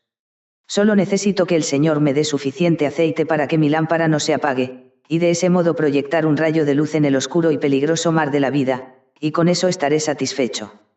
Ahora pues, tú que andas buscando intranquilo, si tu pastor y muchas otras personas en quienes confías han hallado una paz y un descanso perfectos en el Evangelio, ¿por qué no habrías de hallarlo tú también? Se ha cortado el Espíritu del Señor. No hacen sus palabras bien al que camina rectamente. Miqueas 2:7. ¿No probarás tú también su poder salvador? Perfectamente verdadero es el Evangelio, pues Dios es su autor. Créelo. Perfectamente poderoso es el Salvador, pues es el Hijo de Dios. Confía en él. Perfectamente eficaz es su preciosa sangre. Mírala para ser perdonado. Perfectamente lleno de amor es su corazón misericordioso. Corre hacia él ahora mismo. De este modo le pediría yo al lector que busque la fe. Pero si él no quisiera, ¿qué más puedo hacer? He traído el caballo hasta el agua, pero no puedo hacerle beber. Pero se ha de recordar una cosa, la incredulidad es deliberada cuando, al ponerse la evidencia ante los ojos de un hombre, éste se niega a examinarla cuidadosamente. Si alguien no desea conocer y aceptar la verdad, solo él es responsable si muere con una mentira en su mano derecha. Es cierto que el que creyere y fuere bautizado, será salvo. Pero también es cierto que el que no creyere, será condenado. Marcos 16:16. Capítulo 7. Un repaso provechoso. Para ayudar a alcanzar la verdadera fe en Jesús a quien la busca, le recordaré la obra del Señor Jesús en sustitución de los pecadores.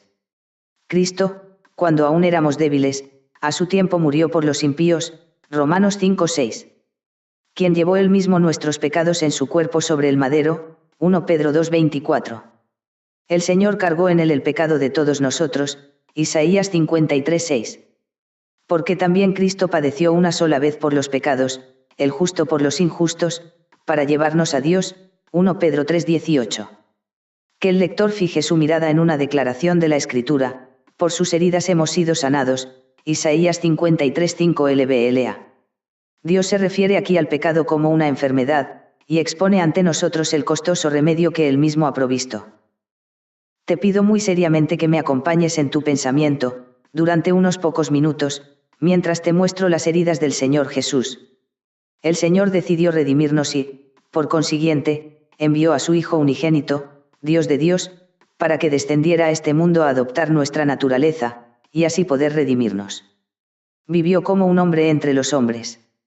A su debido tiempo, tras 30 años o más de obediencia, llegó el momento en que haría por nosotros el más grande de los favores, a saber, presentarse en nuestro lugar y sufrir el castigo de nuestra paz. Isaías 53:5. Fue a Getsemaní, y allí, probando por primera vez nuestra copa de amargura, sudó grandes gotas de sangre. Fue al patio de Pilato y ante el trono de Herodes, y allí bebió grandes tragos de dolor y de burla en nuestro lugar. Por último, lo llevaron a la cruz y lo clavaron en ella para que muriera. Para que muriera en nuestro lugar. La palabra herida se utiliza para exponer sus sufrimientos, tanto en cuerpo como en alma. Todo él fue sacrificado por nosotros. Toda su naturaleza humana sufrió. En cuanto a su cuerpo, compartió con su mente un suplicio que jamás podría ser descrito. Al comienzo de su pasión, cuando sufrió terriblemente en nuestro lugar, estuvo muy angustiado, y de su cuerpo salió un sudor sanguinolento tan abundante que caía al suelo. Que un hombre sude sangre es un acontecimiento muy poco frecuente. Ha habido un caso o dos, y han precedido a una muerte más o menos inmediata. Pero nuestro Señor siguió con vida, vivió tras pasar una angustia que a cualquier otra persona le habría resultado mortal. Antes de que pudiera limpiar su rostro de esa horrenda mancha carmesí, le llevaron a toda prisa al patio del sumo sacerdote. En mitad de la noche, le ataron y se lo llevaron. Luego le llevaron a Pilato y a Herodes. Estos le hicieron azotar, y sus soldados le escupieron en la cara y le abofetearon, y pusieron en su cabeza una corona de espinas. Azotar a alguien es una de las más horribles torturas que puede infligir la malicia. El gato fue antiguamente la vergüenza del ejército británico, un brutal castigo. Pero para los romanos la crueldad era tan natural que aun sus castigos ordinarios eran más que brutales. Se dice que el azote romano estaba hecho de tendones de bueyes, con nudos en los que insertaban astillas de huesos y pezuñas de ovejas. Cada vez que el azote daba en la espalda desnuda, sobre mis espaldas araron los aradores, hicieron largos surcos, Salmo 129:3. Nuestro Señor tuvo que aguantar el agudísimo dolor del azote romano, y esto no como final de su castigo, sino como prólogo de la crucifixión. Y a esto sus perseguidores añadieron bofetadas y golpes en la cabeza. No hubo una clase de dolor que no le hicieran pasar. En su debilidad, causada por la pérdida de sangre y la falta de alimento, le hicieron cargar su cruz hasta que, con previsora crueldad, obligaron a otro a hacerlo para que su víctima no se muriera por el camino. Le desnudaron, le echaron sobre los maderos y le clavaron en ellos. Perforaron sus manos y su costado.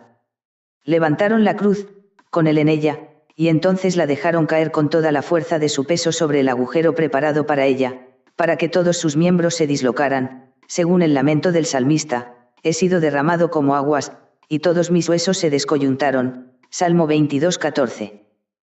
Estuvo colgado de la cruz bajo el sol abrasador hasta que la fiebre disolvió sus fuerzas, y dijo, mi corazón fue como cera, derritiéndose en medio de mis entrañas. Como un tiesto se secó mi vigor, y mi lengua se pegó a mi paladar, y me has puesto en el polvo de la muerte, Salmo 22:14-15. Allí estuvo colgado, un espectáculo para Dios y para los hombres. El peso de su cuerpo al principio lo sostenían sus pies, hasta que los clavos desgarraron los delicados nervios. Entonces la dolorosa carga comenzó a tirar de sus manos y a rasgar esas partes tan sensibles de su cuerpo. ¿Cuántas veces una pequeña herida en la mano ha producido una contracción tetánica que imposibilita abrir la boca? Qué terrible debió de haber sido el tormento causado por aquel hierro desgarrador, cortando las partes delicadas de las manos y los pies. En ese momento sufrió su torturado cuerpo todo tipo de dolor físico. Y todo ese tiempo sus enemigos estaban a su alrededor, señalándole con desprecio, sacando la lengua en actitud de burla, mofándose de sus oraciones y regocijándose en sus sufrimientos. Entonces clamó, tengo sed, Juan 19:28, y le dieron vinagre mezclado con hiel. Después de un rato, dijo, consumado es, Juan 19:30. Había sufrido el punto máximo del dolor establecido, y había satisfecho por completo la justicia divina. Entonces, y solo entonces, entregó el espíritu.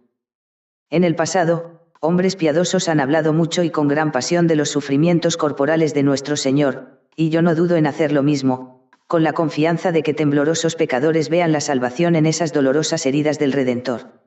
Describir los sufrimientos físicos de nuestro Señor no es fácil, y reconozco que yo no lo he hecho bien. Pero los sufrimientos de su alma, que constituyeron la esencia de sus sufrimientos, ¿quién los podrá siquiera concebir, y mucho menos expresar?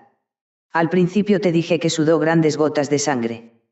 Su corazón destilaba así su vida a borbotones, por la terrible depresión espiritual que le había sobrevenido. Dijo, mi alma está muy triste, hasta la muerte, Mateo 26:38. La traición de Judas y el abandono de sus 12 apóstoles apenó a nuestro Señor, pero el peso de nuestro pecado era lo que verdaderamente oprimía su corazón. Nuestra culpa fue la prensa que extrajo de él el fluido de su vida. Ningún idioma puede describir su terrible sufrimiento ante la perspectiva de su pasión. Qué poco, pues, podremos concebir la pasión misma. Cuando lo clavaron a la cruz, soportó lo que ningún mártir sufrió jamás. Los mártires, al morir, han recibido tal fuerza de Dios que han hallado gozo en medio de su dolor. Pero nuestro Redentor fue abandonado por su Padre, de manera que clamó, Dios mío, ¿por qué me has desamparado? Mateo 27:46. Ese fue el lamento más amargo de todos, el momento más hondo de su insondable dolor. Pero era necesario que fuera desamparado, porque Dios ha de volver la espalda al pecado y, por consiguiente, a aquel que por nosotros, fue hecho, pecado, 2 Corintios 5:21. El alma del gran sustituto sufrió el horror de la angustia en vez de ese horror del infierno al cual habrían sido arrojados los pecadores si él no hubiera tomado su pecado sobre sí mismo, haciéndose maldición por ellos. Está escrito, maldito todo el que es colgado en un madero, Gálatas 3:13. Pero ¿quién puede entender esa maldición? El remedio para tus pecados y los míos se encuentra en los sufrimientos sustitutivos del Señor Jesús, y solamente en ellos. Esas heridas del Señor Jesucristo las recibió Él en nuestro lugar. Quizá preguntes, ¿hay algo que tengamos que hacer, para librarnos de la culpa del pecado? Mi respuesta es, no hay nada en absoluto que hayas de hacer. Por las heridas de Jesús nosotros somos sanados. Él ha soportado todas esas heridas, y no ha dejado parte alguna de ella que tengamos que sufrir nosotros. Pero no tenemos que creer en Él. Sí, por supuesto. Si yo afirmara que cierto ungüento cura heridas, no digo que no haga falta una gasa con la que, impregnada de él, cubrirlas. La fe es la venda que sujeta el algodón de la reconciliación de Cristo a la herida de nuestro pecado. La venda no cura, esa es la función del ungüento. Así, tampoco la fe cura, esa es la función de la expiación de Cristo. Pero debemos arrepentirnos, exclama otro. Verdaderamente debemos hacerlo, y lo haremos, pues el arrepentimiento es el primer indicio de la sanidad, pero las heridas de Jesús es lo que nos sana, no nuestro arrepentimiento. Esas heridas, cuando se aplican al corazón, producen el arrepentimiento en nosotros.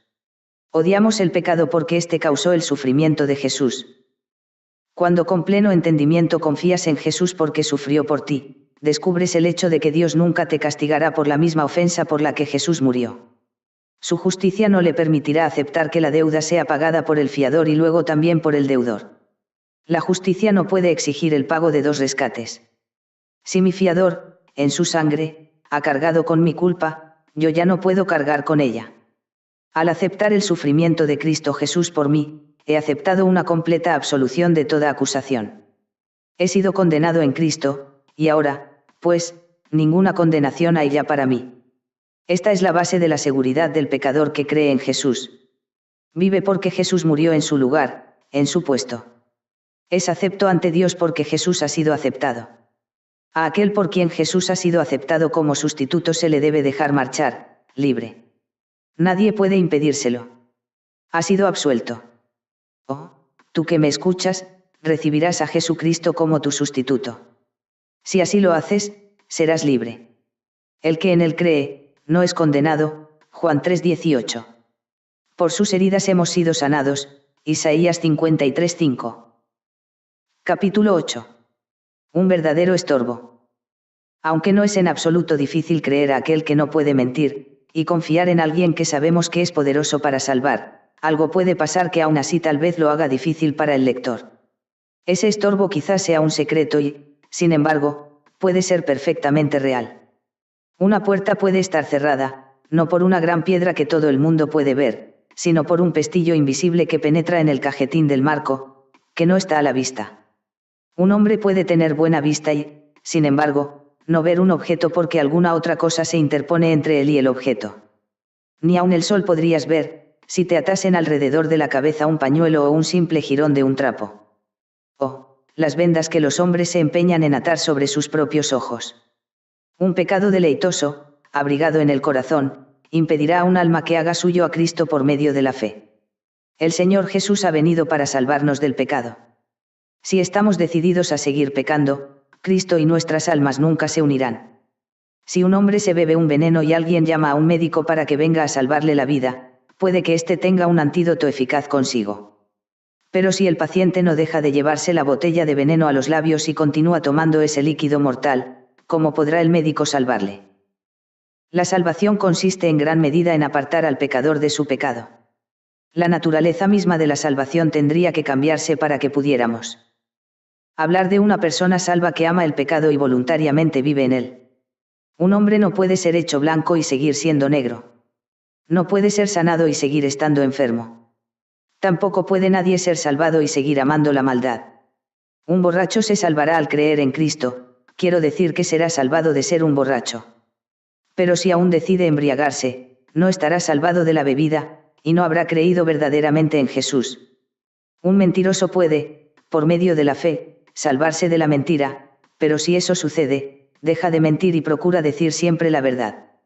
Hasta un tuerto vería que no podría ser salvado de ser un mentiroso y, sin embargo, continuar con su antigua vida de engaño y falsedad.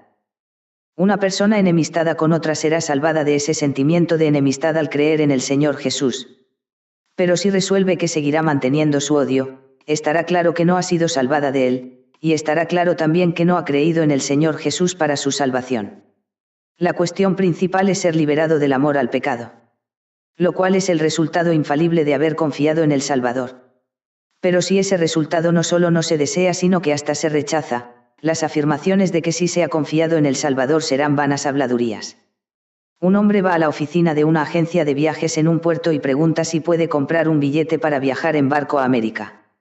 Le aseguran que hay un barco a punto de zarpar, que solo tiene que subir a bordo y muy pronto estará en Nueva York.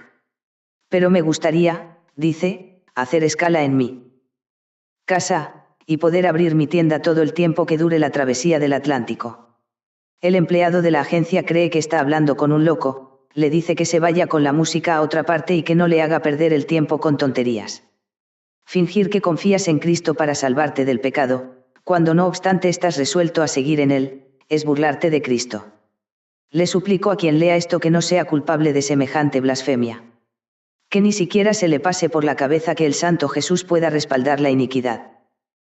Piensa en un árbol que tiene hiedras que suben por todo él, estrangulándolo, chupándole la vida y matándolo. ¿Se podrá salvar dicho árbol? El jardinero cree que sí. Está dispuesto a esforzarse cuanto pueda para que así sea. Pero cuando se dispone a utilizar su hacha y su cuchillo, le dicen que no corte la hiedra. En ese caso, dice, es imposible.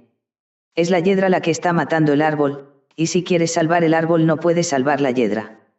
Si confías en mí para que le salve la vida al árbol, tienes que dejarme quitar de él esa mortal enredadera.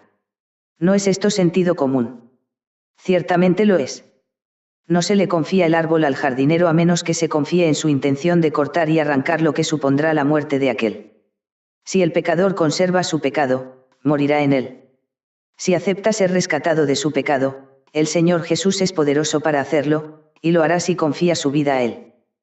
¿Cuál es, pues, ese pecado que te deleita? ¿Es alguna mala acción? Entonces la vergüenza misma debería hacerte dejar de cometerla. ¿Es el amor al mundo, o el temor a los hombres o el deseo de ganancias deshonestas? Sin duda, ninguna de estas cosas compensa el vivir en enemistad con Dios y con su desaprobación. Es un amor humano, que está corroyendo tu corazón como un cáncer. ¿Puede acaso una criatura equipararse al Señor Jesús? No es idolatría permitir ni por un momento que se compare ninguna cosa material con el Señor Dios. En mi caso, dice alguien, dejar el pecado concreto que me tiene cautivo supondría un gran perjuicio para mi negocio, arruinaría mi futuro y reduciría mis posibilidades de ser de utilidad. Si es así, tu situación ya ha sido zanjada por las palabras del Señor Jesús, quien te ordena que saques tu ojo, o cortes tu pie o mano, y lo arrojes lejos de ti, en vez de ser arrojado todo tú al infierno. Es mejor entrar en la vida con un ojo y con el más pobre de los futuros, que conservar todas las esperanzas y quedarse sin Cristo.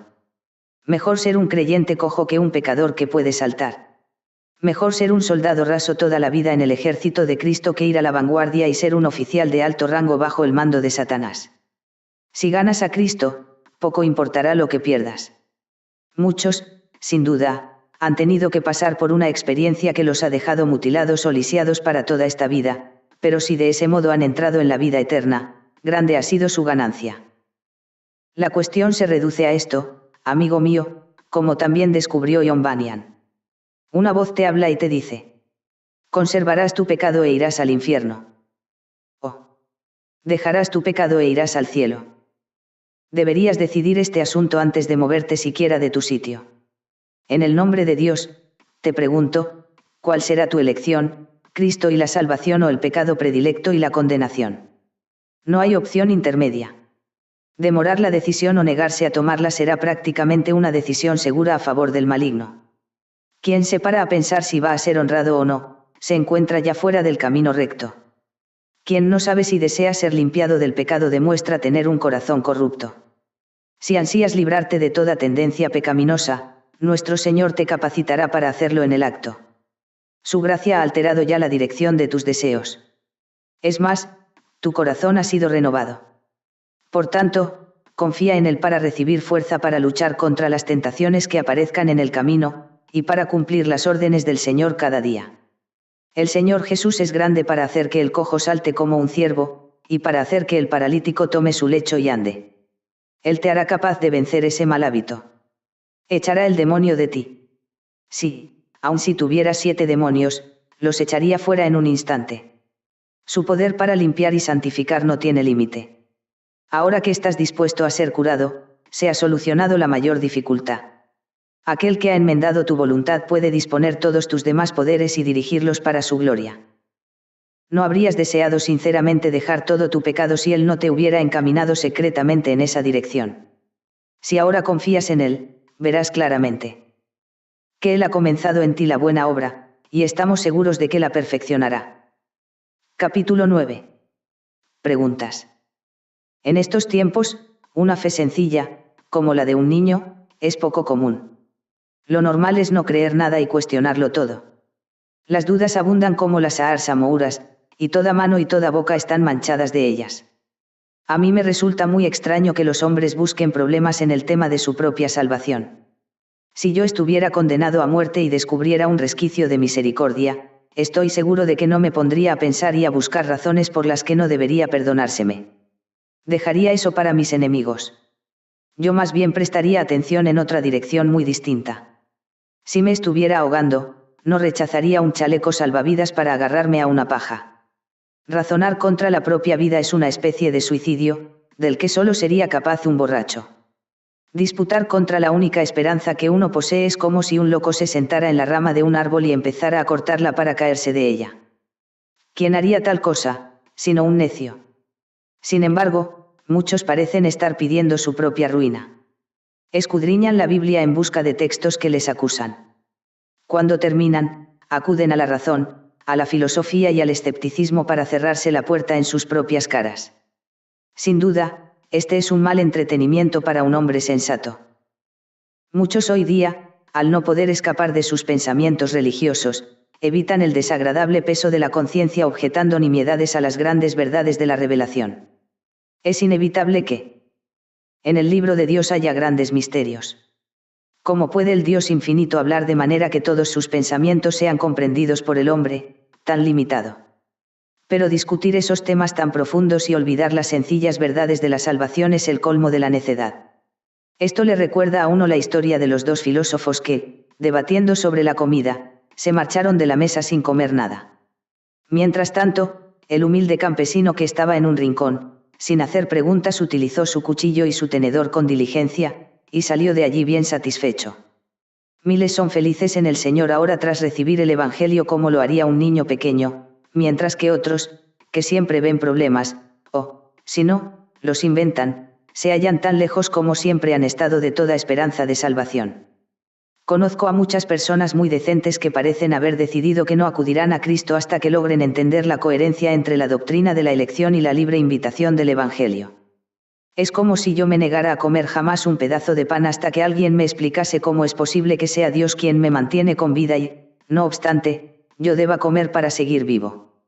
La realidad es que la mayoría de nosotros ya sabemos lo suficiente, y nuestra auténtica necesidad no es luz en la cabeza, sino verdad en el corazón, no ayuda para superar nuestros problemas, sino gracia que nos haga odiar el pecado y buscar la reconciliación. He de añadir una advertencia sobre la manipulación de la palabra de Dios.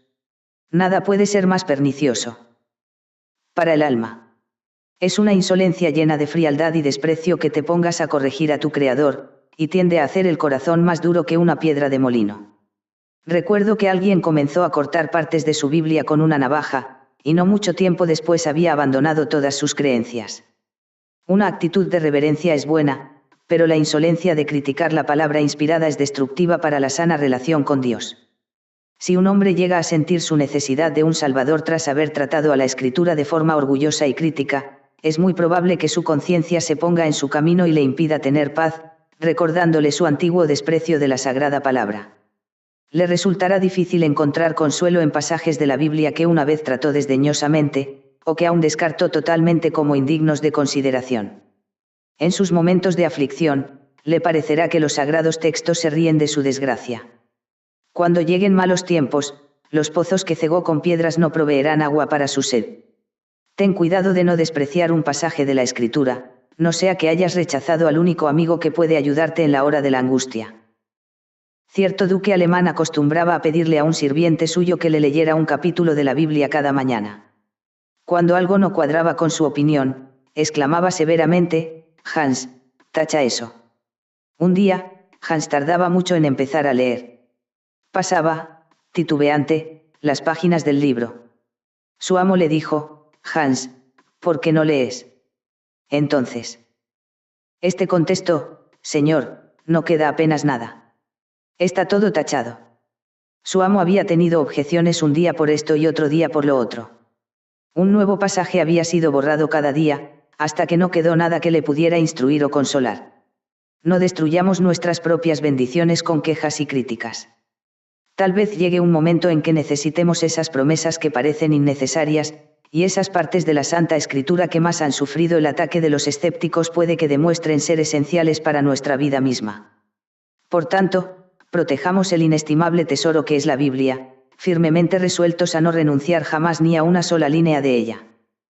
¿Para qué queremos hacer preguntas sobre cosas muy difíciles, estando nuestras almas en peligro? El camino a seguir para librarnos del pecado es bien sencillo. Un caminante, por necio que sea, no se equivocará buscando su entrada. Dios no se ha burlado de nosotros ofreciéndonos una salvación que no podamos entender. Cree y vive es una orden que hasta un niño puede comprender y obedecer. No dudes más, sino cree ahora. Y no preguntes, sino simplemente acepta. Las sagaces dudas y razonamientos clavados en la cruz de Jesús deja. En vez de hacerle objeciones triviales a la Escritura, el hombre que es guiado por el Espíritu de Dios se acercará al Señor Jesucristo inmediatamente. Al ver que miles de personas muy decentes y con sentido común, personas, además, del mejor carácter, confían todo su ser a Jesús, ese hombre hará lo mismo sin más dilación. Entonces habrá comenzado una vida que merece la pena vivir, y ya no tendrá más temor. Podrá pasar inmediatamente a ese modo de vida más elevado y mejor, que crece por su amor a Jesús, el Salvador. ¿Por qué no habría de hacerlo también el lector, ahora mismo? Ojalá lo haga. Un carnicero en Newark, Nueva Jersey, recibió una carta desde su ciudad natal en Alemania notificándole que, tras la muerte de un familiar, había heredado una considerable cantidad de dinero. En ese momento se encontraba troceando un cerdo. Nada más leer la carta se quitó el delantal a toda prisa. No se esperó a ver el cerdo hecho salchichas, sino que cerró la tienda para organizar el viaje a su casa en Alemania. ¿Crees que hizo mal? ¿Crees que debería haberse quedado en Newark con su tabla de cortar y su cuchillo? Este es un ejemplo de la fe en acción. El carnicero creyó lo que se le dijo, y actuó en consecuencia inmediatamente. Un tipo bien sensato. Dios ha enviado su mensaje al hombre, dándole las buenas noticias de la salvación. Cuando un hombre cree que las buenas noticias son verdad, acepta la bendición que se le anuncia y se apresura a hacerla suya. Si cree de veras, recibirá a Cristo de inmediato, con todo lo que Él tiene que darle, y se volverá de su actual mal camino, partiendo hacia la ciudad celestial donde disfrutará de esa bendición plenamente. No es demasiado pronto para ser santo, ni demasiado pronto para dejar su pecado. Si un hombre pudiera ver lo que realmente es el pecado, huiría de él como de una serpiente mortal, y se gozaría siendo librado de él por Cristo Jesús. Capítulo 10. Sin fe, no hay salvación. A algunos les parece injusto que no haya nada para ellos sino ruina, si no creen en Jesucristo. Pero si lo piensas un poco, verás que es justo y razonable. Creo que está claro que no existe ninguna forma en que un hombre pueda tener fuerzas excepto comiendo. Si tú dijeras, me niego a comer. Me horroriza imitar así a los animales, ya podrías ir a China, o a todos los países del mundo, suponiendo que vivieras el tiempo necesario, que no encontrarías clima ni costumbre que te sirviera para seguir vivo si te negaras a comer. Te quejarías entonces, diciendo, es injusto que tenga que morir porque no creo en la comida. Si eres tan tonto como para dejar de comer, no es injusto que tengas que morir. Ocurre exactamente igual con la fe. Cree en el Señor Jesucristo, y serás salvo, Hechos 16:31. Si no crees, no es injusto que seas condenado. De hecho, sería extraño que así no fuera. Un hombre sediento se halla ante una fuente. No, dice, no tocaré ni una gota de agua mientras viva. No puedo calmar mi sed a mi manera. Le respondemos que no, que tiene que beber o, si no, morirá. Él dice, no pienso beber, pero es injusto que yo tenga que morir por ello. Es cruel e intolerante decirme eso. Se equivoca. Su sed es el resultado inevitable de desobedecer una ley de la naturaleza. Tú también debes creer o morirás. ¿Por qué negarse a obedecerla? Orden. Bebe, hombre, bebe. Recibe a Cristo, y vive. Ese es el camino a la salvación. Para entrar en él debes confiar en Cristo, pero no hay nada de injusto en el hecho de que perecerás si no confías en el Salvador. Imagínate a un hombre que navega por el mar. Tiene un plano que, si lo estudia bien, y con la ayuda de la brújula, le guiará hasta el destino de su viaje. La estrella polar brilla en los huecos entre las nubes, ella también le ayudará. No, dice él, no quiero saber nada de tus estrellas. No creo en el Polo Norte. Y no prestaré atención a esa cosita dentro de esa caja. Es una aguja como otra cualquiera. No tengo ninguna fe en tu mapa, no quiero saber nada de él. El arte de la navegación no es más que un disparate ideado por gente cuyo único propósito era ganar dinero, y a mí no me van a estafar. Este hombre no llega nunca a ningún puerto, y dice que eso es injusto, muy injusto. Yo no lo creo así. Quizá tú seas de esos que dicen, no pienso leer las Escrituras. No pienso escucharte hablar de Jesucristo. No creo en esas cosas. Entonces Jesús dice, el que no creyere, será condenado, Marcos 16:16. Eso es muy injusto, respondes. No, no lo es. No es más injusto que el hecho de que si rechazas la brújula y la estrella polar, no llegarás a tu puerto de destino. Es inevitable. Sencillamente, tiene que ser así. Dices que no quieres saber nada de Jesús y su sangre, y te niegas a hablar de todo lo que tenga que ver con religión. Te será difícil despreciar y reírte de estas cosas cuando llegue la hora de tu muerte, cuando tengas que secarte el sudor frío de tu frente y tu corazón lata contra tus costillas como si quisiera salirse y escapar muy lejos de Dios. Oh alma. Descubrirás entonces que aquellos domingos, y aquellos cultos en la iglesia, y este viejo libro, son algo más, y mejor, de lo que pensabas. Te asombrará ver que fuiste tan simple que rechazaste toda ayuda para la salvación. Por encima de todo, qué dolor supondrá haber rechazado a Cristo, esa estrella polar que es la única que puede guiar al marinero al puerto de descanso. ¿Dónde vives? Tal vez vivas al otro lado de un río, y tengas que cruzar un puente para poder llegar a tu casa.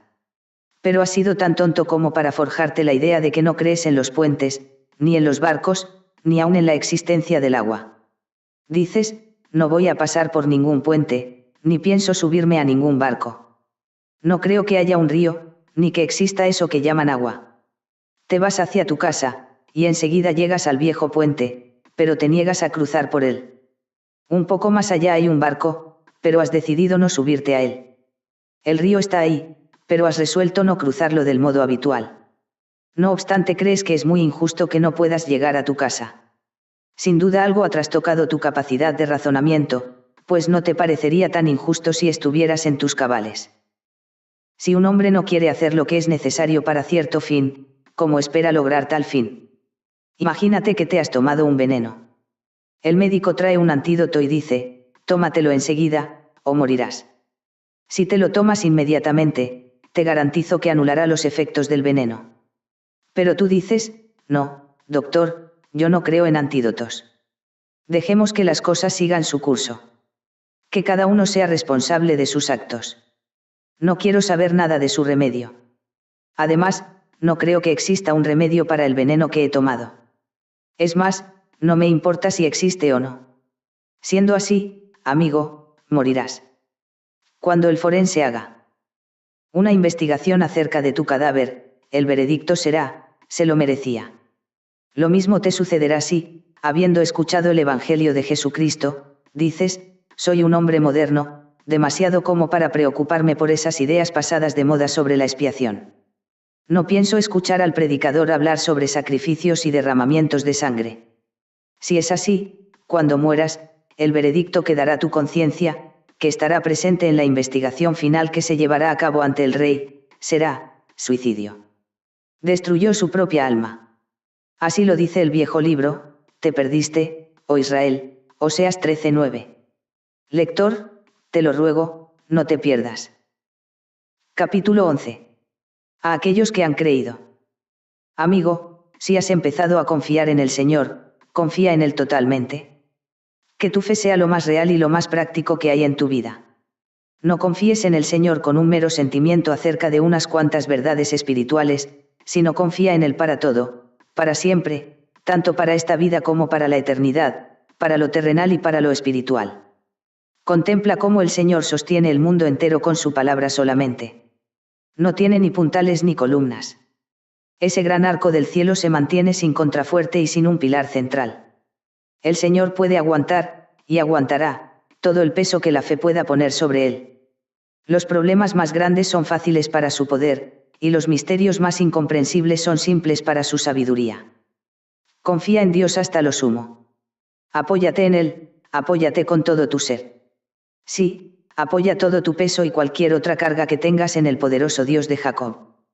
Puedes dejar tu futuro seguro en manos del Señor, quien vive eternamente y no cambia nunca. En ellas está también tu pasado, y jamás serás condenado por él, no importa cómo haya sido, pues el Señor ha arrojado tus iniquidades en lo profundo del mar. Cree, en este momento, en tus privilegios presentes. Eres salvo. Si crees en el Señor Jesús, has pasado de muerte a vida, y eres salvo. En la época en que aún había esclavitud, una señora subió a bordo de un barco inglés con su esclava negra, y, riendo, le dijo al capitán: supongo que si Chloe y yo fuéramos a Inglaterra, ella sería libre allí, ¿no? Señora, le dijo el capitán, ella es libre ahora mismo. Desde el momento en que subió a bordo de un buque británico, es libre. Cuando la mujer negra se enteró, no quiso bajarse del barco, por supuesto. No fue la esperanza de la libertad lo que le dio valor, sino el hecho de la libertad. Del mismo modo, tú ahora no tienes meramente una esperanza de vida eterna, sino que el que cree en el Hijo tiene vida eterna. Juan 3:36. Acepta esto como una verdad revelada en la Sagrada Palabra, y regocíjate en consecuencia. No intentes razonar la cuestión, ni hagas preguntas al respecto. Créelo, y da saltos de gozo. Es mi deseo que el lector, habiendo creído en el Señor Jesús, crea en la salvación eterna. No te conformes con el pensamiento de que puedes recibir un nuevo nacimiento que se extinguirá, una vida celestial que terminará, un perdón que será revocado. El Señor Jesús da a sus ovejas vida eterna, así que no descanses hasta que la tengas. Ahora bien, si es eterna, ¿cómo va a poder terminar? Se salvó plenamente, y para la eternidad. Siendo renacidos, no de simiente corruptible, sino de incorruptible, por la palabra de Dios que vive y permanece para siempre. 1 Pedro 1:23. No te desanimes pensando que es un cambio temporal, una especie de gracia que solo florecerá para luego marchitarse. Acabas de comenzar el viaje en el ferrocarril de la gracia, toma un billete que te lleve hasta el final. No he recibido la orden de predicar una salvación limitada.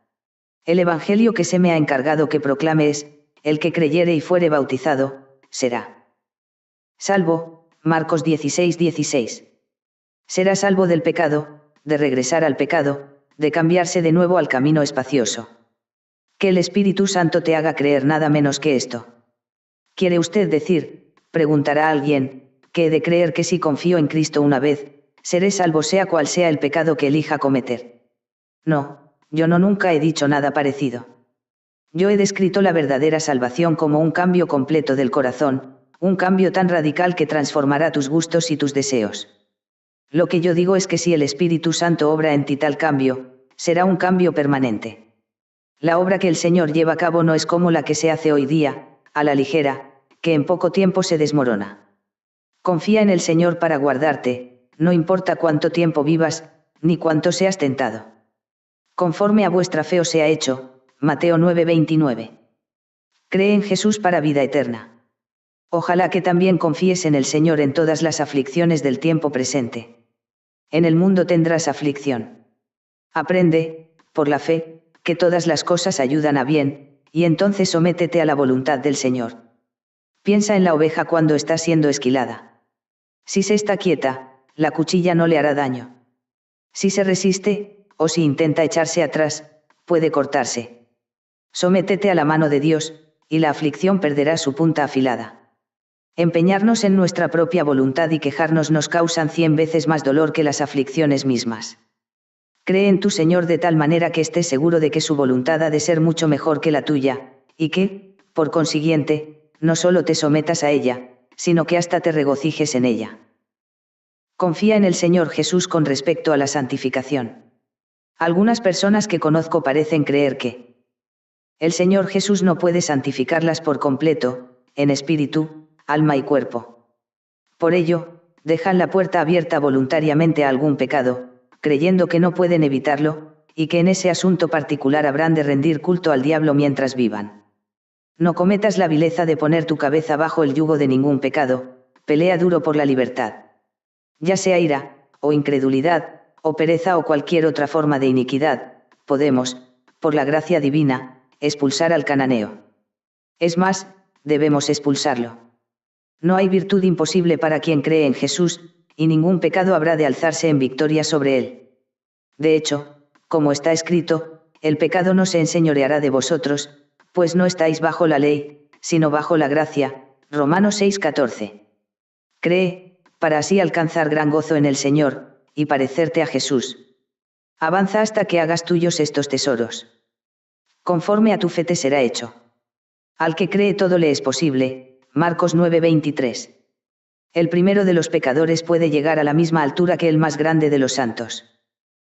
Dedica tiempo a pensar en el gozo del cielo. Eso hace quien tiene una gran fe, que no es sino lo que todos deberíamos tener. En muy poco tiempo, el hombre que cree en el Señor Jesús estará con él, donde él está. Esta cabeza llevará una corona. Estos ojos verán al Rey en su esplendor. Estos oídos oirán su preciosa voz. Esta alma estará en la gloria. Y este pobre cuerpo será resucitado de entre los muertos, y unido, incorruptible, al alma perfecta. Gloria, gloria, gloria. Gloria tan cercana, tan segura. Comencemos desde ahora mismo a ensayar la música y a sentir la dicha. Pero alguien protesta, aún no hemos llegado. Cierto, pero la fe nos llena de gozo ante tan bendita perspectiva, y mientras tanto nos va sosteniendo por el camino.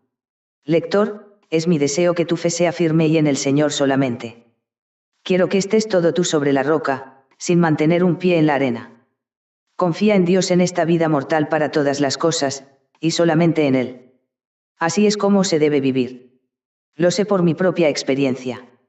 El brazo de Dios es más que suficiente para apoyarnos en Él. Te contaré algo de la experiencia de un viejo jardinero que conocí una vez. Temía a Dios sobre todas las cosas, y tenía un conocimiento muy profundo que le había dado el Espíritu. Era bueno en las tareas de jardinería, pero en confiar con sencillez era mejor. Así describía él la fe: un invierno especialmente crudo me quedé sin trabajo, y no teníamos que comer. Los niños lloraban. Había nevado mucho. Eran días de desesperanza para mí. Mi antiguo señor me había dicho que podía llevarme algo de leña cuando quisiera, así que pensé que un poco de fuego calentaría a mis pobres hijos, y salí con mi hacha a cortar unos leños. Me encontraba junto a una profunda zanja llena de nieve, acumulada sobre ella en un espeso manto. De hecho, no podría decir cómo era de espeso. Al ir a cortar un tronco, se me resbaló el hacha de la mano y cayó justo en el montón de nieve, donde me sería imposible encontrarla. Allí, de pie, sin comida, sin fuego, y perdida el hacha, algo pareció decirme: Will Richardson, confiarás en Dios ahora, y mi alma misma dijo: sí. Esa es la verdadera fe, fe que confía en el Señor cuando se ha perdido el hacha, fe que cree a Dios cuando todo lo que nos rodea le contradice, fe que es feliz teniendo a Dios solamente aun si todos nuestros amigos nos vuelven la espalda. Querido lector, ojalá tengamos tanto tú como yo esta fe tan preciosa, esta fe tan real, esta fe que honra a Dios. La verdad del Señor la merece. Su amor la reclama. Su fidelidad la exige. Dichoso aquel que la tiene. A este ama el Señor, y el mundo así lo sabrá antes de que llegue su fin. Al fin y al cabo, la mejor fe es la fe cotidiana, la que tiene que ver con el pan y el agua, los abrigos y calcetines, los niños y los animales de la granja, el alquiler y el mal tiempo.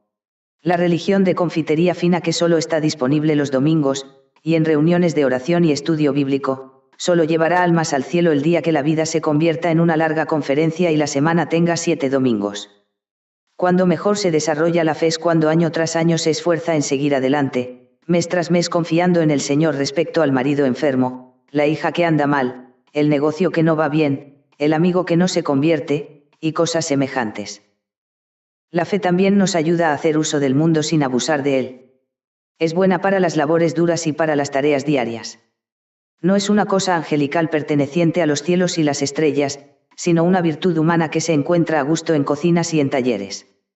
Es una especie de criada para todo, que trabaja a gusto en todo tipo de labor y en todas las áreas de la vida. Es una virtud de cada día, todo el año. Una santa confianza en Dios nunca se queda sin nada que hacer. El trabajo de la fe lo valoran tanto en el palacio celestial que siempre tiene algún trabajo excelente en la rueda del alfarero o en el horno.